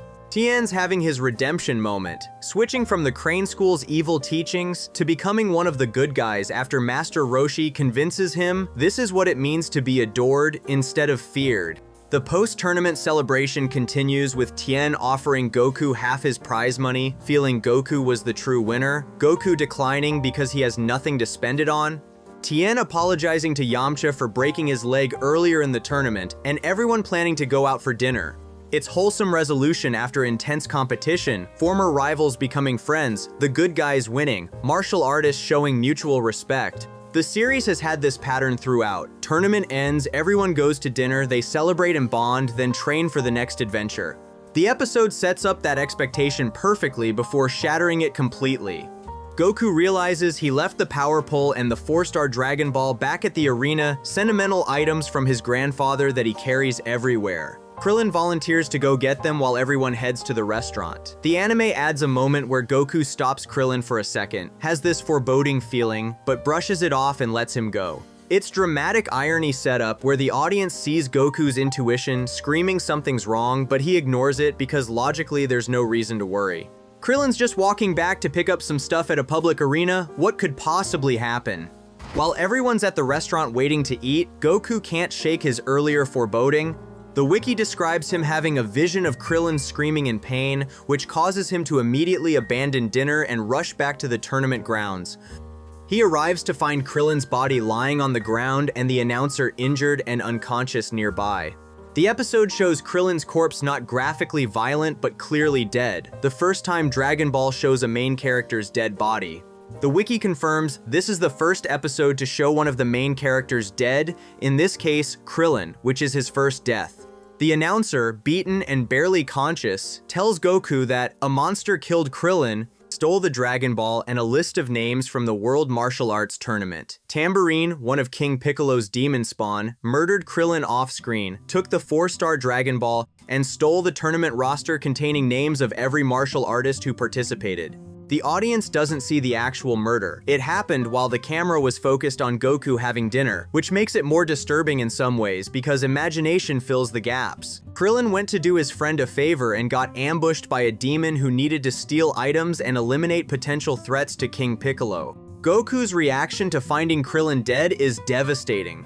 The wiki mentions Goku devastated by Krillin's death in the gallery, showing Goku's face processing that his best friend, the kid he trained with under Master Roshi, who he's adventured with since the beginning, who was just celebrating with him an hour ago, is gone. This is Goku's first real experience with death of someone close to him since his grandfather Gohan, who he was too young to fully process. Krillin was alive, planning to eat dinner, volunteering for a simple errand, and now he's a corpse because Goku forgot his stuff at the arena. The murder's purpose establishes the broader threat coming. Tambourine didn't kill Krillin out of personal malice or random violence. He was following orders from King Piccolo to eliminate martial artists who might know or learn the evil containment wave technique that originally sealed King Piccolo away. The tournament roster gives King Piccolo a hit list of Earth's strongest fighters, and Krillin happened to be in the wrong place at the wrong time, holding both the roster and a Dragon Ball that King Piccolo needs for his wish. Krillin died as collateral damage in a Demon King's systematic plan to prevent anyone from being able to seal him away again. The episode shifts Dragon Ball's stakes permanently. Before this, characters got hurt in fights, tournaments had consequences like broken bones, adventures had dangers, but main characters didn't die. Krillin's death proves nobody's safe, that the series will actually kill beloved characters rather than maintaining plot armor. The fact that it happens off-screen while everyone's celebrating makes it more brutal death, doesn't wait for dramatic moments or fair fights. It happens in mundane circumstances when people aren't prepared. Krillin wasn't in a heroic battle making a last stand. He was walking back from an errand and got jumped by a demon assassin.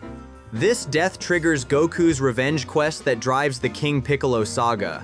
The wiki notes the next episode is Enter King Piccolo, where Goku sets out to track down the killer using the Dragon Radar, disobeying Master Roshi's orders to stay safe. Krillin's murder transforms Goku from the cheerful kid who fights for fun into someone consumed by rage and grief seeking vengeance. It's character development purchased with a friend's life, showing Goku what happens when evil goes unchallenged and what he's actually fighting to protect. The title The Fallen refers both to Goku and Tien falling from the sky during their match conclusion and to Krillin falling to Tambourine's attack.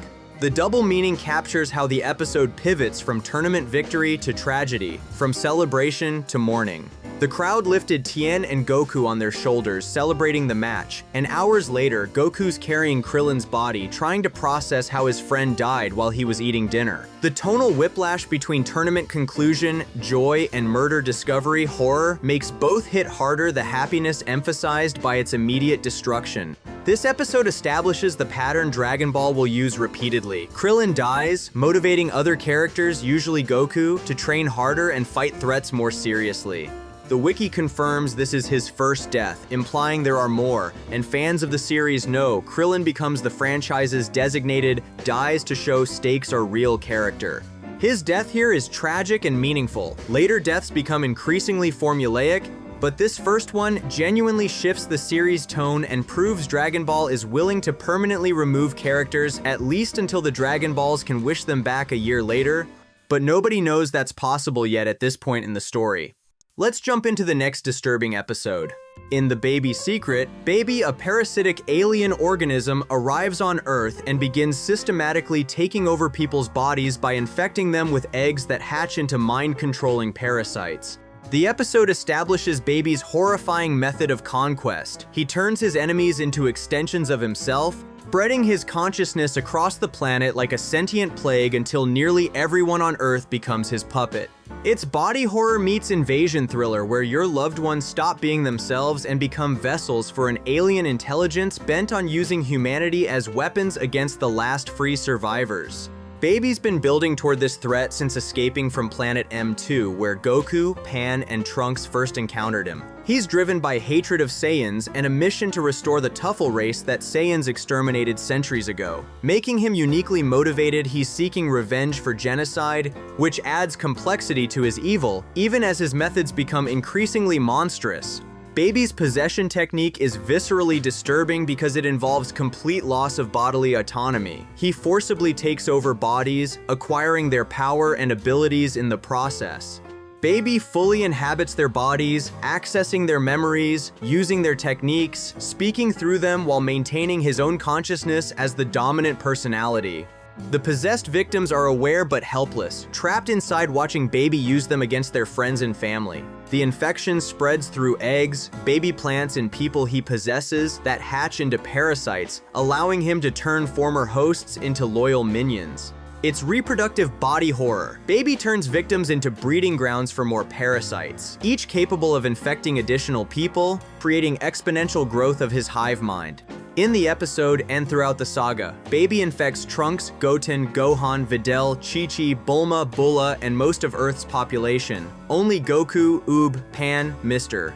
Satan, and Majin Buu remain free. The episode shows Baby's initial takeover campaign starting with regular humans, then moving to Goten when the young Super Saiyan tries stopping him. Baby uses Goten's body to fight and infect Gohan, then confronts Piccolo. The Z fighters fall one by one, each becoming ammunition for Baby's conquest. Eventually, Baby possesses Vegeta, the Prince of all Saiyans, as his permanent host, forcing a Saiyan to participate in their own race's extermination. The infection spreads beyond the Z fighters to billions of people worldwide. Baby creates a planetary hive mind where the entire population serves his will, all contributing their energy to power him up further. When Baby later transforms by absorbing energy from the infected, he's literally draining life force from a planet of mind-controlled slaves who worship him as their king. Baby's cruelty becomes more pronounced after this, and he declares that every living being should be considered his slave. The few survivors experience horror watching their loved ones turn against them. When Goku returns to Earth, Trunks' egg activates and brings him under Baby's control again, making him fight his own father. Baby orders Gohan and Videl to execute Pan, their own daughter, forcing the young girl to fight parents who are physically incapable of resisting his commands. Baby uses Gohan and Goten to ambush Vegeta, weaponizing family bonds against the victims. These are beloved characters, with full memories and abilities being piloted by an alien consciousness that enjoys using them to hurt each other. The psychological warfare component makes the body horror worse because the infected potentially process what they're being forced to do while remaining powerless to stop it. Baby's ultimate plan involves using the possessed population as resources. He wishes for the return of Planet Plant, renamed Planet Tuffle, and forces the infected Earthlings to relocate there via spaceships. He's forcing humanity to colonize a new prison planet where they'll serve him forever, believing they're doing it willingly because the parasites make them worship him. Later in the saga, Baby as Golden Great Ape massacres countless followers just to test his abilities. Baby kills the people who worship him, his own infected minions, and they probably died believing they were serving their beloved king. The parasites override survival instincts and self-preservation, making victims complicit in their own destruction. Baby's possession represents horror beyond typical Dragon Ball villainy because it's violation rather than destruction. Frieza blows up planets, Cell absorbs people, Buu turns them into candy, those are murder. Baby's infection is slavery, where your body becomes someone else's property while you potentially remain aware, forced to watch yourself hurt people you love and worship the entity that stole your autonomy. The saga ends with Baby's defeat and the sacred water curing his victims, but Baby abandons his infected followers the moment his own survival is threatened, proving he never cared about them beyond their utility as weapons. Time to check out the next disturbing episode, and remember to subscribe to our channel. In Dende's demise, Frieza completes his transformation into his final form and immediately murders Dende, a Namekian child who's been healing the Z fighters throughout their battle by firing a death beam through on his chest while everyone watches helplessly. The episode's title doesn't sugarcoat it, and Frieza doesn't hesitate. His first action in his most powerful form is calculated child murder to eliminate the tactical advantage of having a healer. It's strategic cruelty that establishes Frieza's final form as both his most dangerous and his most ruthlessly efficient, willing to target the most vulnerable person on the battlefield if it serves his victory. The Frieza saga's been escalating through Frieza's multiple transformations, each one more powerful and grotesque than the last. By episode 84, the survivors on Namek Gohan, Krillin, Piccolo, Vegeta, and Little Dende have been desperately stalling while Goku finishes healing from his fight with the Ginyu Force. Dende's healing ability has been keeping them alive every time someone takes a near-fatal hit.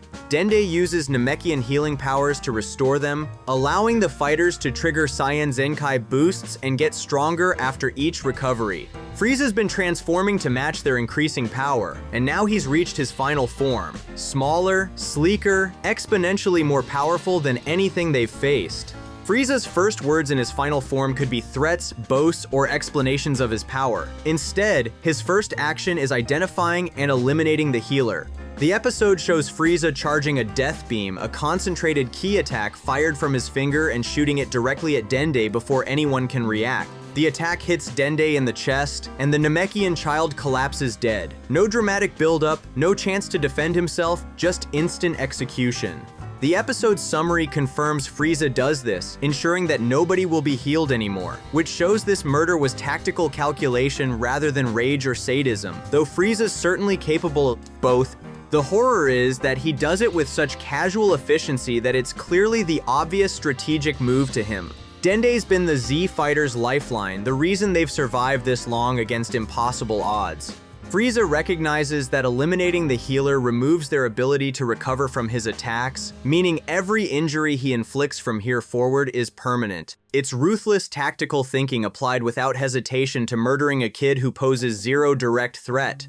Dende can't fight, can't defend himself, and has no combat power. He's just a child with healing abilities trying to help the people fighting to save his planet. The other fighters react with rage and horror. In the episode, Gohan, Krillin, and Piccolo immediately attack Frieza together. Gohan fires a Masenko, Krillin launches a Kamehameha, Piccolo unleashes an explosive demon wave, combining their most powerful techniques in a simultaneous assault. They're not thinking tactically, they're reacting emotionally to watching a child get murdered in front of them.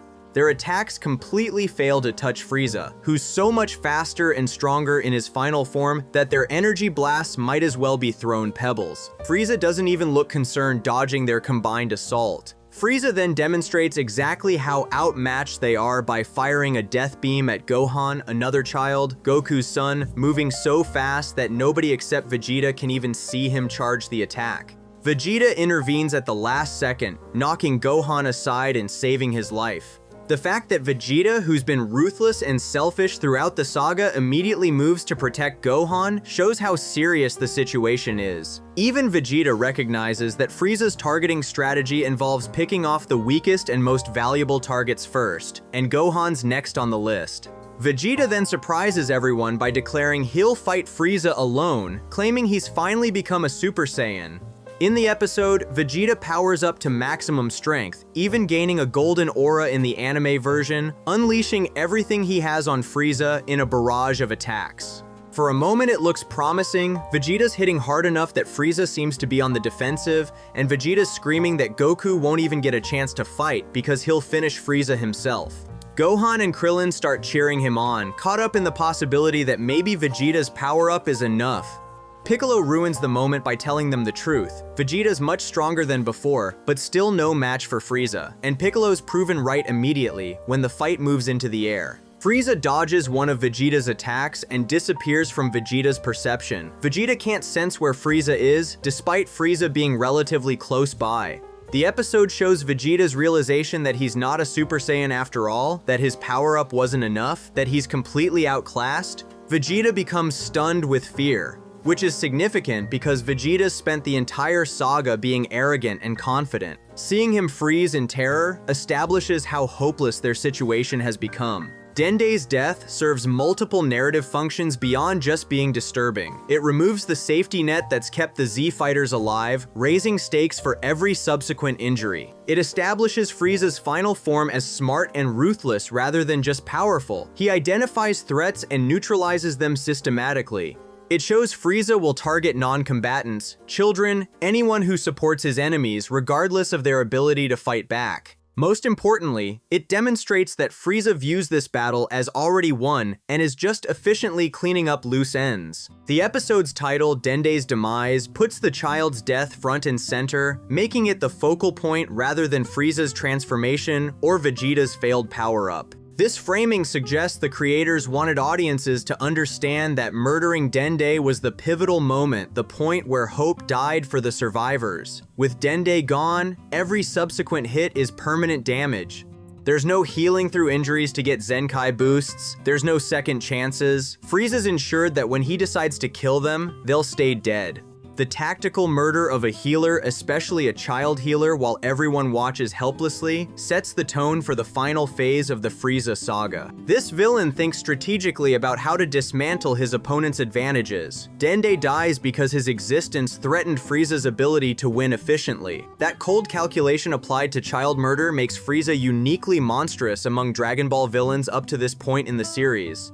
Now, on to the next deeply disturbing episode. In King Piccolo's wish, King Piccolo summons Shenron to restore his youth and immediately murders Chiaotzu mid-wish when the kid tries stopping him, then kills Shenron himself with an energy blast to permanently destroy the Dragon Balls. The episode delivers a double murder where a child gets executed for trying to save the world, followed by King Piccolo destroying the one mechanism that could undo death in the Dragon Ball universe. Its villain efficiency taken to its logical extreme, eliminate the threat, get the power-up, remove the undo button, then casually betray your allies by throwing them off an airship. The King Piccolo saga's been building toward this confrontation since Krillin got murdered back in episode 101. Master Roshi just died in the previous episode attempting the evil containment wave to seal King Piccolo away, but the Demon King survived and now has all 7 Dragon Balls. Tien and Chiaotzu are the only fighters left conscious near King Piccolo's location. Everyone else is either dead or scattered across the planet, and Goku's still traveling to Korin Tower, hoping to get strong enough for revenge. King Piccolo summons Shenron ready to wish for eternal youth, and Tien realizes this is humanity's last chance to stop him. In the episode, Tien speaks to Chiaotzu telepathically and tells him that before Piccolo makes his wish, Chiaotzu needs to ask Shenron to send Piccolo away from Earth forever.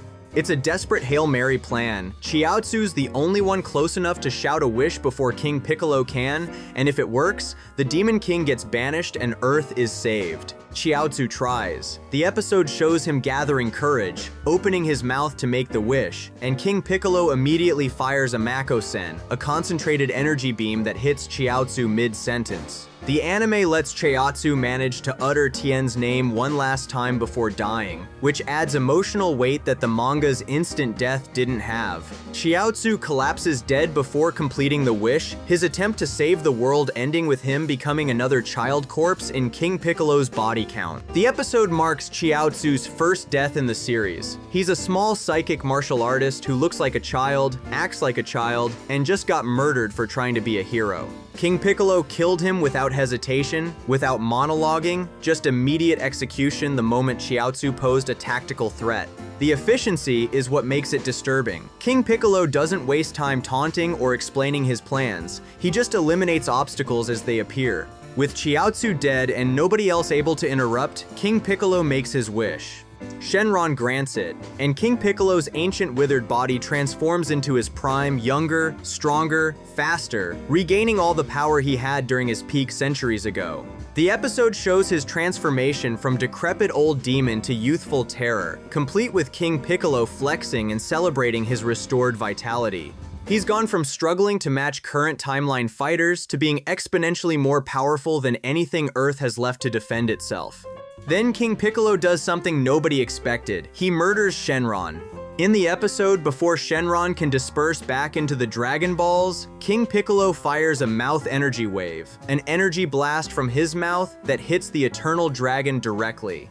Shenron gets destroyed, which simultaneously destroys all 7 Dragon Balls permanently, at least until Kami eventually recreates them, but nobody knows that's possible yet. The episode shows the Dragon Balls turning to stone, rendered completely useless. King Piccolo's reasoning is coldly logical. The Dragon Balls can wish people back to life, undo transformations, potentially seal him away again if someone learns the evil containment wave.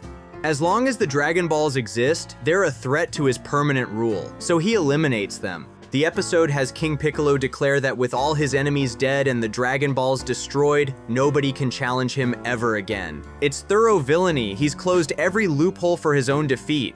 This murder has massive implications for the series. Up until now, death felt somewhat reversible because the Dragon Balls existed. Krillin died. Tragic, but theoretically fixable once they gather the Dragon Balls in a year. Master Roshi died. Heartbreaking, but not necessarily permanent. King Piccolo destroying Shenron and the Dragon Balls means everyone who's died stays dead. Chiaotzu, Roshi, Krillin, they're gone forever unless someone finds another solution. The safety net that made Dragon Ball's stakes manageable just got ripped away. The episode also shows King Piccolo betraying Emperor Pilaf and his gang. Pilaf helped free King Piccolo from the electric rice cooker, expecting to receive a portion of the world to rule as payment. Instead, King Piccolo decides to get rid of them by throwing them off his airship. In the anime version, Piccolo makes them walk onto the roof of the plane and blows them off when Pilaf asks for parachutes, which is darkly comic Pilaf's begging for basic safety equipment while getting betrayed by the Demon King he unleashed. Goku's traveling to Korin Tower with Yajirobe when he checks his dragon radar and notices it's no longer picking up any signal. The Dragon Balls are gone, Shenron's dead, and Goku doesn't know why yet. The episode sets up that Goku's heading toward power-ups at Korin Tower while King Piccolo's heading toward King Castle to conquer the world, establishing their collision course for the saga's climax. Tien wakes up after the battle and discovers Chiaotzu's corpse. The episode shows Tien's grief and rage, which motivates him to learn the evil containment wave himself, despite knowing it costs the user their life. Tien's willing to die the same way Master Roshi did if it means sealing King Piccolo away and avenging Chiaotzu, Master Roshi, and everyone else King Piccolo murdered. The episode's title, King Piccolo's Wish, is straightforward. This is about the Demon King getting exactly what he wanted. He wished for youth and got it. He wanted the Dragon Balls eliminated and accomplished that. He wanted his enemies dead and has been systematically murdering them throughout the saga. King Piccolo's winning comprehensively, and the heroes have no clear path to victory. Chiaotzu died trying to stop a wish. Shenron died because he granted that wish, and Earth's defenders are running out of both fighters and options. Let's move straight into the next disturbing episode. In Defeat Frieza, Goku, The Tears of the Proud Saiyan Prince, Frieza systematically beats Vegeta into the ground while Piccolo, Gohan, and Krillin watch paralyzed with fear, too terrified to intervene. When Goku finally arrives and Vegeta desperately declares that Goku must be a Super Saiyan, Frieza casually fires a death beam through Vegeta's heart, giving the Saiyan Prince only seconds to live. The episode delivers Vegeta's most vulnerable moment in the entire franchise. The proud warrior, who spent his whole life refusing to show weakness, dies crying, begging Goku to avenge their race while bleeding out on alien soil. The Frieza saga's been building toward this confrontation for dozens of episodes. Vegeta spent the entire Namek arc trying to become strong enough to challenge Frieza, the tyrant who destroyed his planet and enslaved his people. He's murdered Namekian villages for Dragon Balls, betrayed every ally, nearly died multiple times, and clawed his way to increasing power through Zenkai boosts from repeated near-death recoveries. Vegeta genuinely believes he's finally achieved the legendary Super Saiyan transformation, the power that could let him overthrow the monster who's controlled his entire life. In the episode, Vegeta's power proves significantly weaker than Frieza's final form. Frieza pummels him, just absolutely demolishes the Saiyan Prince, while Piccolo, Gohan, and Krillin stand frozen, too scared to move or interfere. They're watching someone who's been positioned as nearly unstoppable throughout the saga get treated like a punching bag by someone operating on a completely different power level. Vegeta's being humiliated, and Frieza's enjoying every second of making the proud Saiyan Prince realize he was never even close to being a threat. Goku arrives on the battlefield, and his appearance strikes Frieza as oddly familiar, foreshadowing the Bardock connection. Vegeta, desperate and battered, declares that Goku really is a Super Saiyan clinging to hope that maybe Goku achieved what Vegeta couldn't.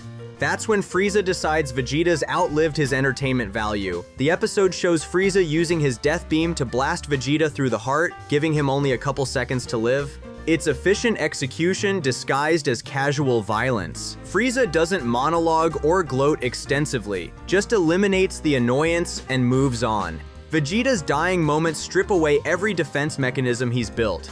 The proud warrior who refuses to show weakness, who mocked Goku for being soft-hearted, who killed countless people without remorse throughout the saga, he's lying there, bleeding out and crying. The episode's title explicitly references the tears of the proud Saiyan Prince, making Vegeta's emotional breakdown the focal point rather than just the death itself. Before dying, Vegeta reveals to Goku that an asteroid didn't destroy planet Vegeta like everyone believed Frieza destroyed it himself, worried that Saiyans would eventually overpower him. This confession recontextualizes Vegeta's entire character. He's a survivor of genocide, a child soldier raised by his people's murderer, someone who's spent his whole life serving the monster who exterminated his race. Vegeta's cruelty throughout the saga becomes trauma response rather than pure evil. His obsession with becoming Super Saiyan was never just about power. It was about finally having the strength to conquer the tyrant who stole his childhood, his planet, and his people's future. Vegeta begs Goku to defeat Frieza, to avenge the Saiyan race, to accomplish what Vegeta couldn't. It's psychological devastation layered on top of physical death. Vegeta's final moments involve admitting he failed, acknowledging that his lifelong quest for revenge dies with him, and placing his hopes in Goku, the low-class Saiyan he's spent the entire series looking down on. The mighty prince reduced to tearful begging while dying from a hole through his heart is about as brutal as Dragon Ball gets with character breakdowns. Goku makes a grave for Vegeta and buries him, showing respect for a warrior who was enemy, rival, and ultimately someone who deserved better than dying as Frieza's punching bag. The episode sets up Goku's fight with Frieza by establishing personal stakes beyond just stop the bad guy. Frieza killed Krillin, Dende, destroyed planet Vegeta, genocided the Saiyans, and represents everything wrong with those who abuse overwhelming power. The episode's disturbing core comes from watching pride die before the body does. Vegeta's been arrogant and confident throughout the saga, convinced he was destined for Super Saiyan greatness, and Frieza effortlessly proves all of that was delusion. The death beam through the heart is quick violence, but the preceding beatdown and the psychological destruction of watching Vegeta realize he was never even close to being strong enough, that's the real horror.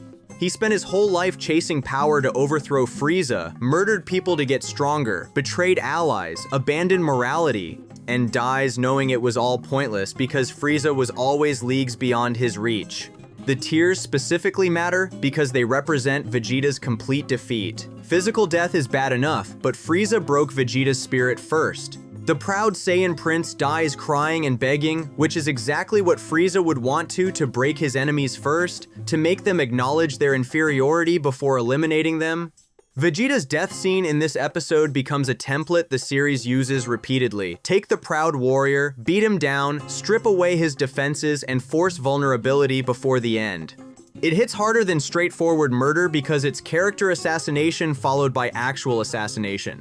Up next, the next disturbing episode. In The History of Trunks, future Gohan, already missing his left arm from a previous battle, knocks Trunks unconscious and goes alone to fight androids 17 and 18, getting systematically beaten to death in the rain while his teenage student lies helpless. The movie shows Gohan's one-armed Super Saiyan getting overwhelmed by two opponents who coordinate attacks until they kill him with their Axel dance technique, leaving his corpse in a puddle for Trunks to discover. It's mentor death as trauma catalyst, where a child finds his teacher's body and the grief unlocks his Super Saiyan transformation character development purchased with brutal murder in the rain. The movie opens establishing the Nightmare timeline, where Goku died from a heart virus 6 months before the androids arrived, meaning nobody knew to prepare for them. On May 12, age 767, androids 17 and 18 massacre the Z-Fighters. The movie shows Piccolo, Vegeta, Yamcha, Tien, and Krillin all getting killed in quick succession. Only Gohan survives the initial attack, becoming Earth's last defender. The Dragon Balls are permanently destroyed because Piccolo's death kills Kami, meaning everyone who dies stays dead. No resurrection, no second chances, just corpses and a traumatized Gohan left to protect a dying world. The movie jumps 13 years forward to age 780. Gohan's now 23, Trunks is 14, and Earth's population has been reduced by about 2/3 from the androids' ongoing rampage. Gohan's been training Trunks in fighting and trying to help him unlock Super Saiyan, but Trunks can't quite achieve the transformation despite getting close. The androids attack periodically for fun. They don't conquer or rule. They just show up to cities and kill people for entertainment before moving on. It's casual genocide as hobby. When the androids attack Super World Amusement Park, Gohan and Trunks arrive for battle. Gohan transforms into Super Saiyan and initially holds his own against Android 17, landing hits and controlling the fight. Then Android 18 joins in, and the tide shifts immediately, 2-on-1 against opponents who don't tire, don't feel pain, and have infinite energy. Trunks tries helping despite being hopelessly outmatched, managing to fight Android 18 for about a minute before getting destroyed. Gohan saves him from death, and they hide in the park debris. The androids can't find them, so they bomb the entire park, hoping to flush them out. The explosion costs Gohan his left arm, just rips it off, leaving him permanently crippled. The movie shows Gohan giving Trunks the last Senzu bean to save his life, meaning Gohan's missing arm stays gone forever. They return to Capsule Corporation, where Bulma, the only adult ally they have left, helps Gohan recover, and he resumes training Trunks with one arm. Months pass. The androids attack Pepper Town, and Trunks begs to fight alongside Gohan. Gohan knocks him unconscious with a hit to the back of the neck, physically forcing Trunks to stay behind because Gohan knows this fight will be suicide and wants his student to survive. It's premeditated self-sacrifice disguised as mentorship. Gohan leaves Trunks' unconscious body behind and flies off to face the androids alone. The final battle happens in the rain. One-armed Super Saiyan Gohan ambushes Android 17 and puts up what the movie describes as a long and suspenseful fight, which is impressive considering he's missing 25% of his limbs and fighting 2 enemies. Gohan's using one arm to fire energy blasts, fight hand-to-hand, and defend himself while rain pours down, making everything harder. The movie shows him blocking punches, firing ki blasts, even grabbing Android 18. At one point, he's giving everything he has, despite knowing he can't win. The androids gang up on him. The movie specifically describes them using Axel Dance, a coordinated rush attack where both androids pummel the opponent simultaneously from different angles. Gohan gets hit from the left while defending the right, knocked down while trying to stand up, overwhelmed by attacks coming faster than he can block with one arm. They headbutt him together, fire energy blasts point blank, and beat him into the ground. The rain keeps falling while Gohan gets systematically destroyed, and eventually he collapses. The androids kill him. The movie shows his body hitting the ground dead, lying in a puddle, while rain continues falling on his corpse. Trunks wakes up when Gohan's energy signature vanishes completely. He searches the city and finds Gohan's dead body lying in the rain, and the movie lingers on this discovery. Trunks is 14 years old, finding his mentor, father figure, and Earth's last hope dead on the ground. His training failed, he couldn't become Super Saiyan in time to help, couldn't save Gohan, couldn't do anything except arrive too late to watch his teacher die. The rage and grief from that discovery unleash what training couldn't, and Trunks transforms into Super Saiyan for the first time while crying over Gohan's corpse. The movie then jumps forward 3 more years to age 783. Trunks is 17, fully trained as a Super Saiyan, and overly confident that he can now beat the androids alone. Bulma's working on a time machine to send him to the past with medicine that could save Goku from the heart virus, potentially preventing this entire timeline.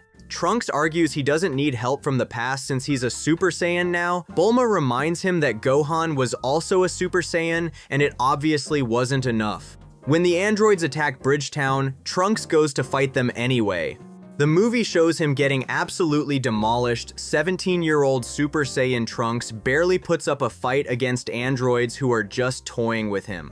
He gets beaten worse than Gohan did, barely surviving an energy blast from Android 18 that should have killed him. Trunks wakes up at home with Bulma, finally understanding that being a Super Saiyan doesn't automatically mean victory, and agrees to use the time machine once it's ready.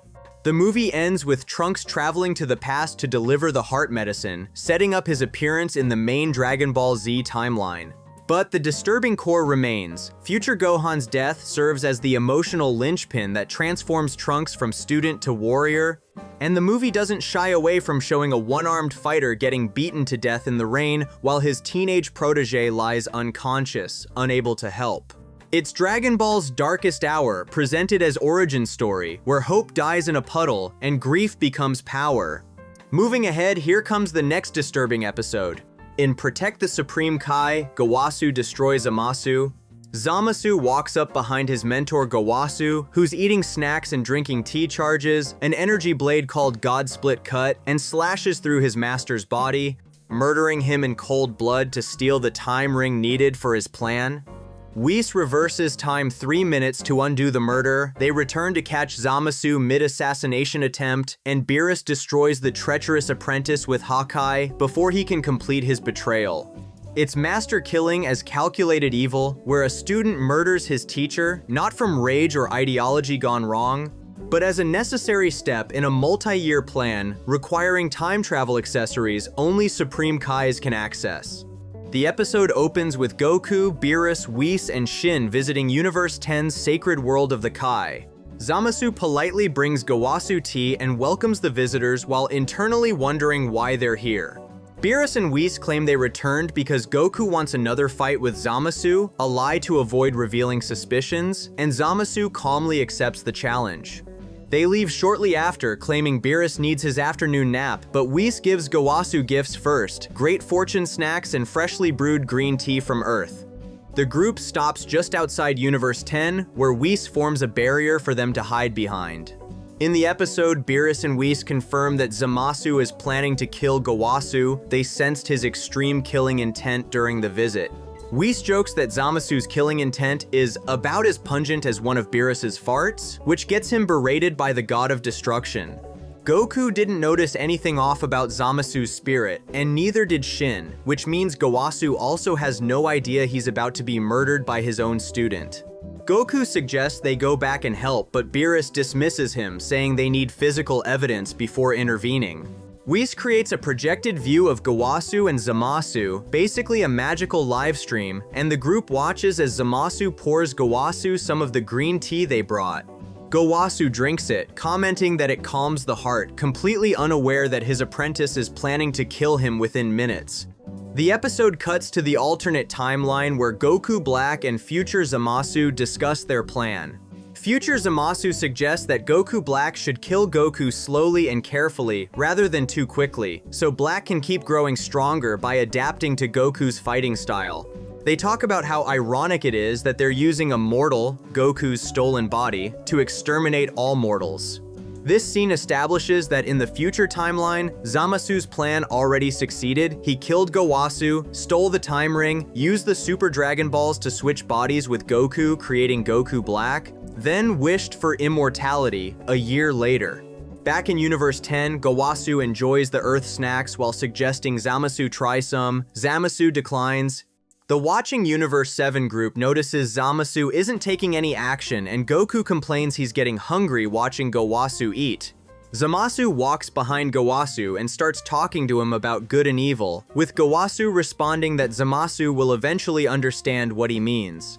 When Gowasu takes another bite of the Great Fortune snack, Zamasu prepares his God Split Cut Energy Blade, a concentrated energy weapon formed in his hand intending to kill him.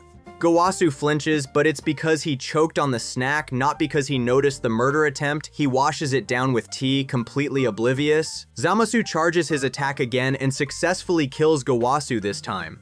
The episode shows the energy blade cutting through Gawasu's body, the Supreme Kai collapsing dead, murdered by his own student while eating a gift from another universe. It's assassination disguised as casual conversation. Gowasu died thinking he was having a philosophical discussion with his apprentice, never knowing Zamasu was preparing to kill him the entire time. Immediately after Gowasu dies, Whis performs his temporal do-over technique, rewinding time by 3 minutes to before Zamasu kills Gowasu. In the episode, Whis suggests they do this again, while Goku's confused until he realizes they went back in time. With proper evidence of Zamasu's murderous intent, they literally watched him commit the murder. The group returns to Universe 10. Before Zamasu can kill Gowasu this time, Whis creates a strong energy glove around Zamasu's hand that blocks the attack, shocking the apprentice. Gowasu notices the glove and wonders if it's a new item for tapping shoulders, still completely clueless about what almost happened. Zamasu's flustered and realizes the Universe 7 group has returned. Beerus explains to Gowasu that Zamasu tried to kill him, with Whis proving it by removing the glove and revealing the God Split Cut energy blade still charged in Zamasu's hand. Gowasu, shocked, orders Zamasu to explain himself.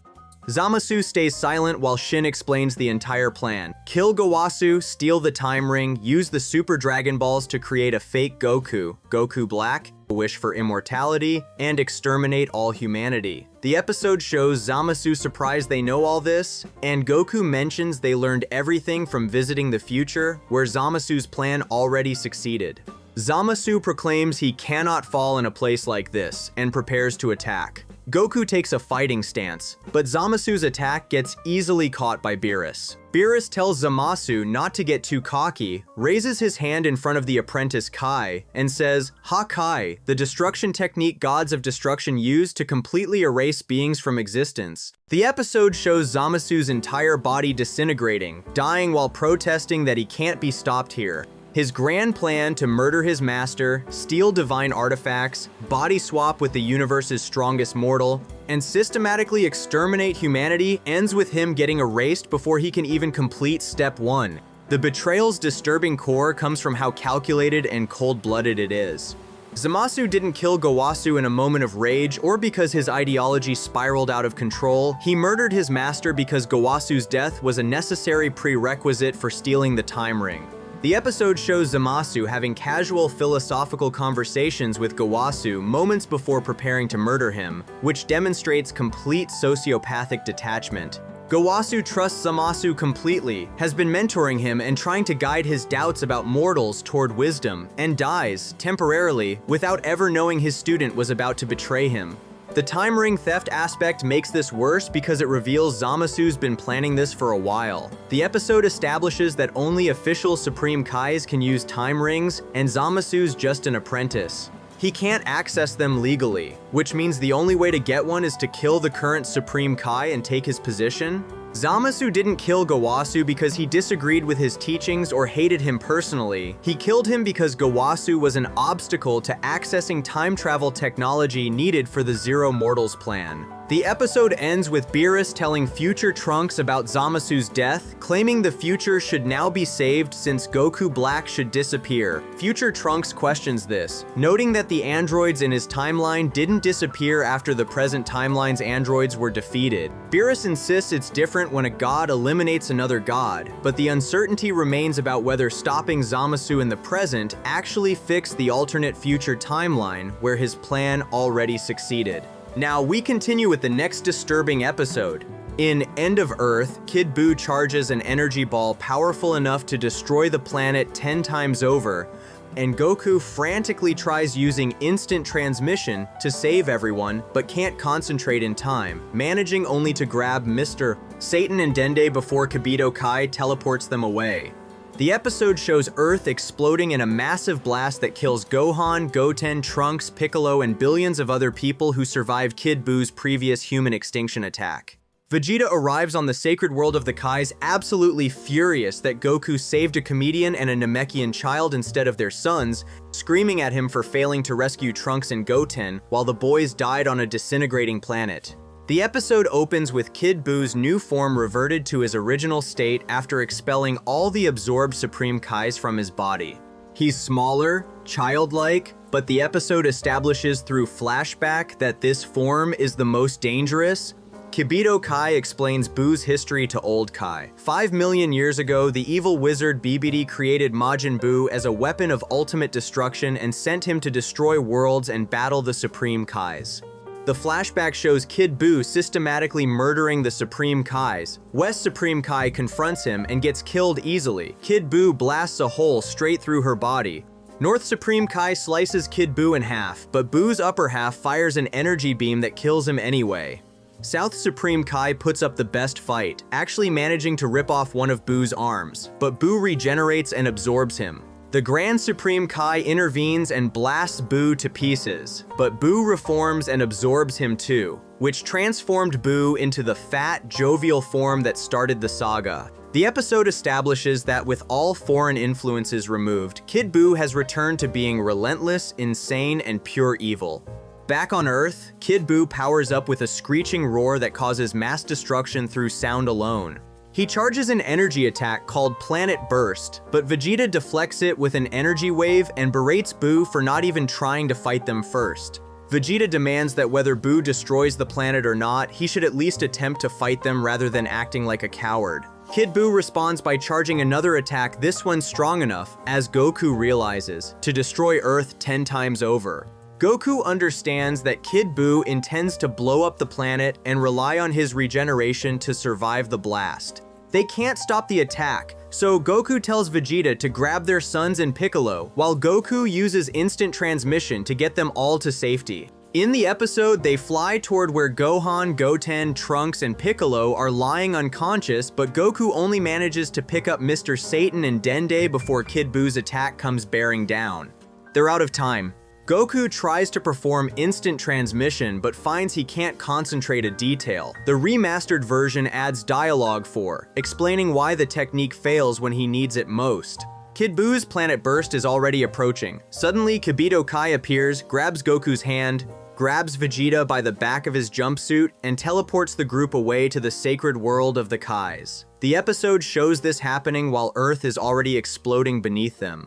The planet detonates. The episode shows Earth the setting for nearly the entire Dragon Ball franchise, the home of humanity, the blue marble that survived Piccolo, Vegeta, Frieza, Cell, and multiple apocalyptic threats getting completely obliterated. Kid Buu's energy ball tears through the planet's core and the entire sphere explodes in a massive blast visible from space. Everyone still on Earth dies instantly. Gohan, Goten, Trunks, Piccolo, Chi-Chi, Bulma, Videl, Tien, Chiaotzu, Korin, Yajirobe, and billions of ordinary people who were just trying to survive.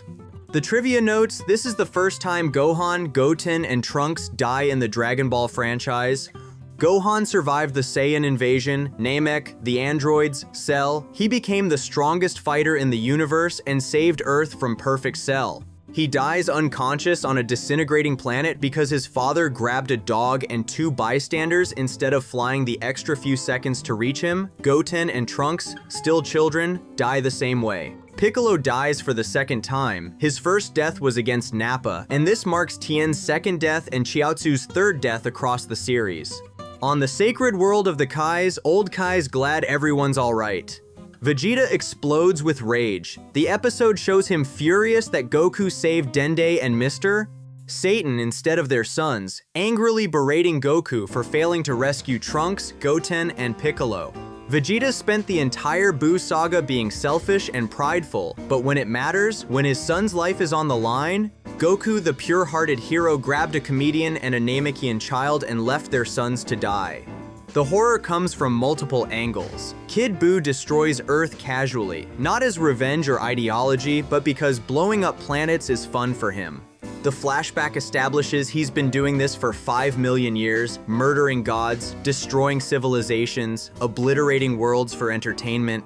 Earth's just another planet to him. Humanity just another species to erase. The episode shows him reforming amongst Earth's rubble after the explosion, completely unharmed, ready to continue his rampage. Goku's failure hits harder because it's not villain cruelty, it's hero incompetence. He had seconds to save his sons and chose poorly under pressure. Mr. Satan and Dende survived because they were closest when time ran out. Gohan, Goten, Trunks, and Piccolo died because Goku didn't fly fast enough or grab them first. The episode doesn't let Goku off easy for this. Vegeta's rage is justified, and even Goku seems to realize he made a catastrophic mistake that cost their sons' lives. The planetary destruction represents Apocalypse as collateral damage. Kid Buu wasn't targeting Earth specifically, he just happened to be there, and destroying planets is what he does. The episode shows billions of people dying because they existed on a planet where Kid Buu happened to be standing. Chi-Chi, Bulma, and Videl appear briefly in heaven right after Earth explodes, with Videl making a joke about teddy bear underwear, which emphasizes that everyone died but families, civilians, everyone. The episode ends with Vegeta standing over his failure, having watched his son die while he was powerless to save him. Goku's facing the knowledge that both his sons are dead because he couldn't concentrate during instant transmission and grabbed the wrong people. Kid Buu's reforming in Earth's debris, ready to continue hunting them. And the sacred world of the Kais is now one of the last inhabited places in the universe, with Mr. Satan, Dende, and B being among the few survivors of Earth's complete destruction. The episode delivers planetary genocide as casual evil, where an entire world dies because a pink demon thought it would be fun. If you enjoyed our video today, subscribe to our channel.